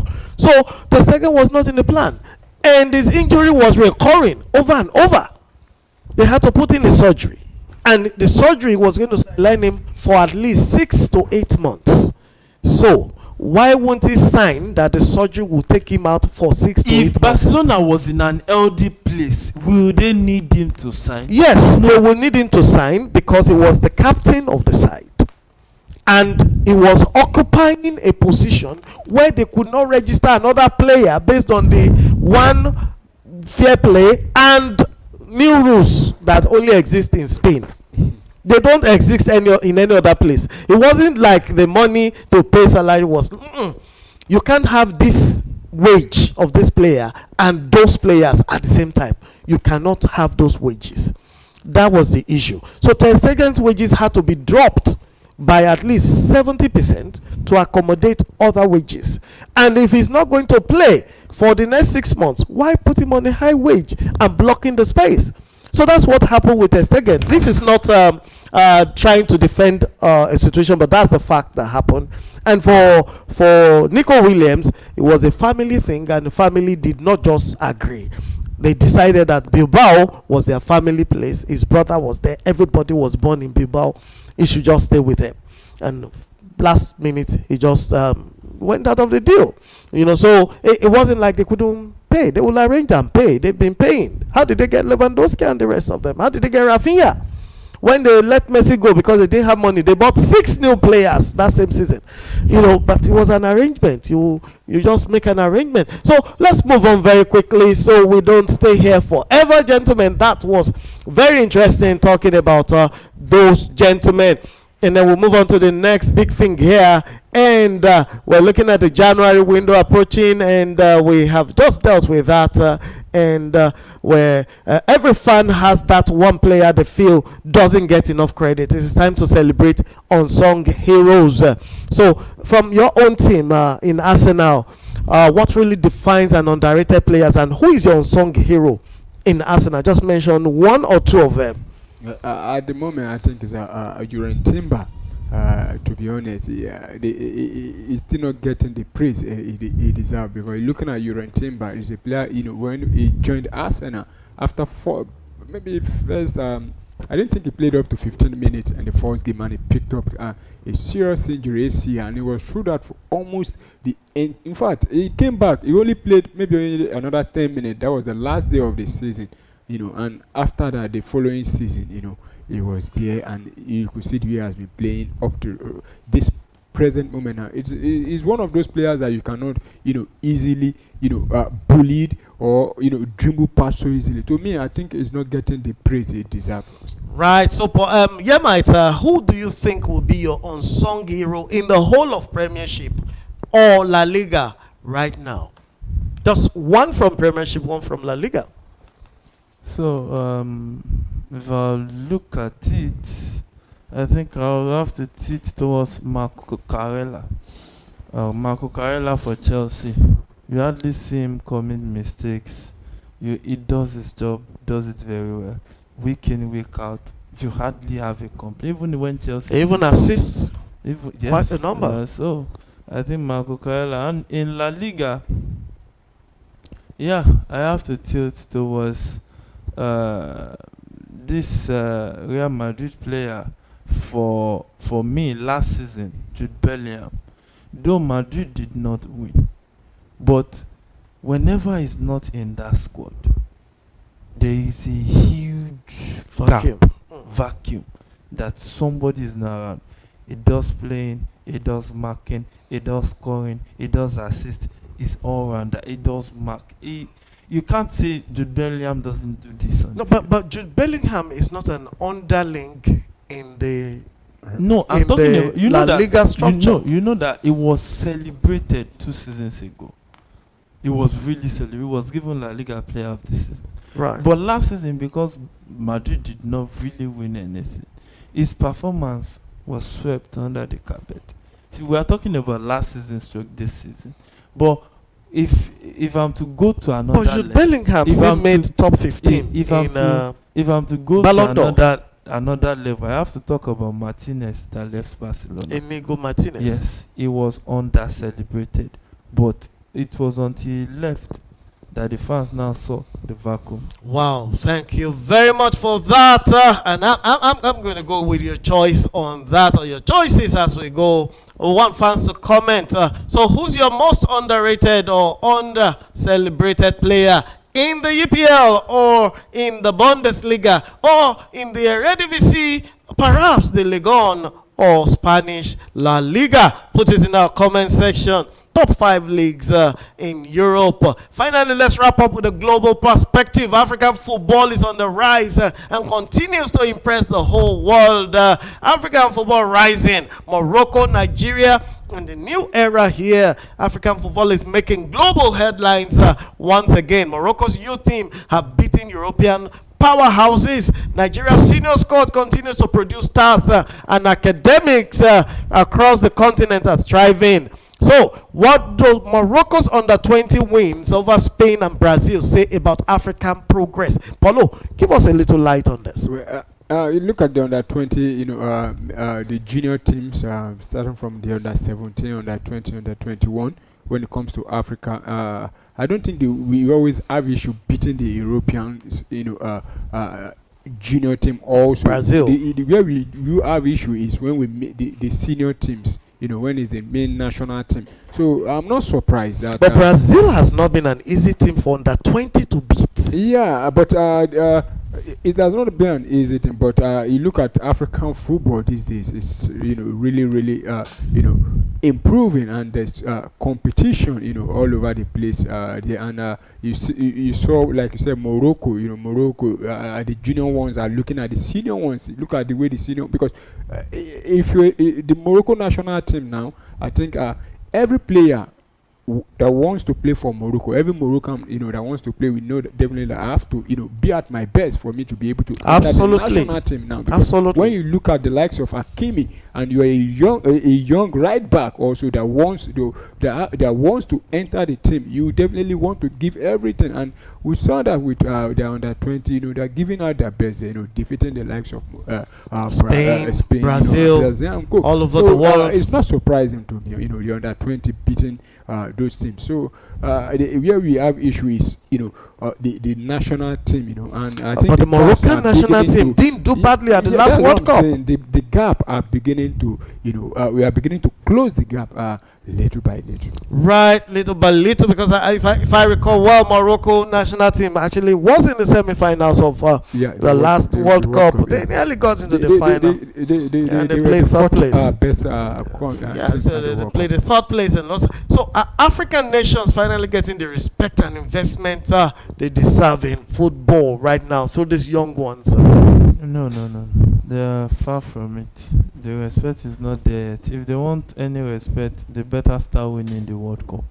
Because that's you mean the proper World Cup or the Junior World Cup? I'm not talking proper about World Cup. The proper World Cup. Okay. The I thought you were saying about. Yeah. Why FIFA created the Junior World Cup is to breed talent. Yeah. They don't really recognize winning it.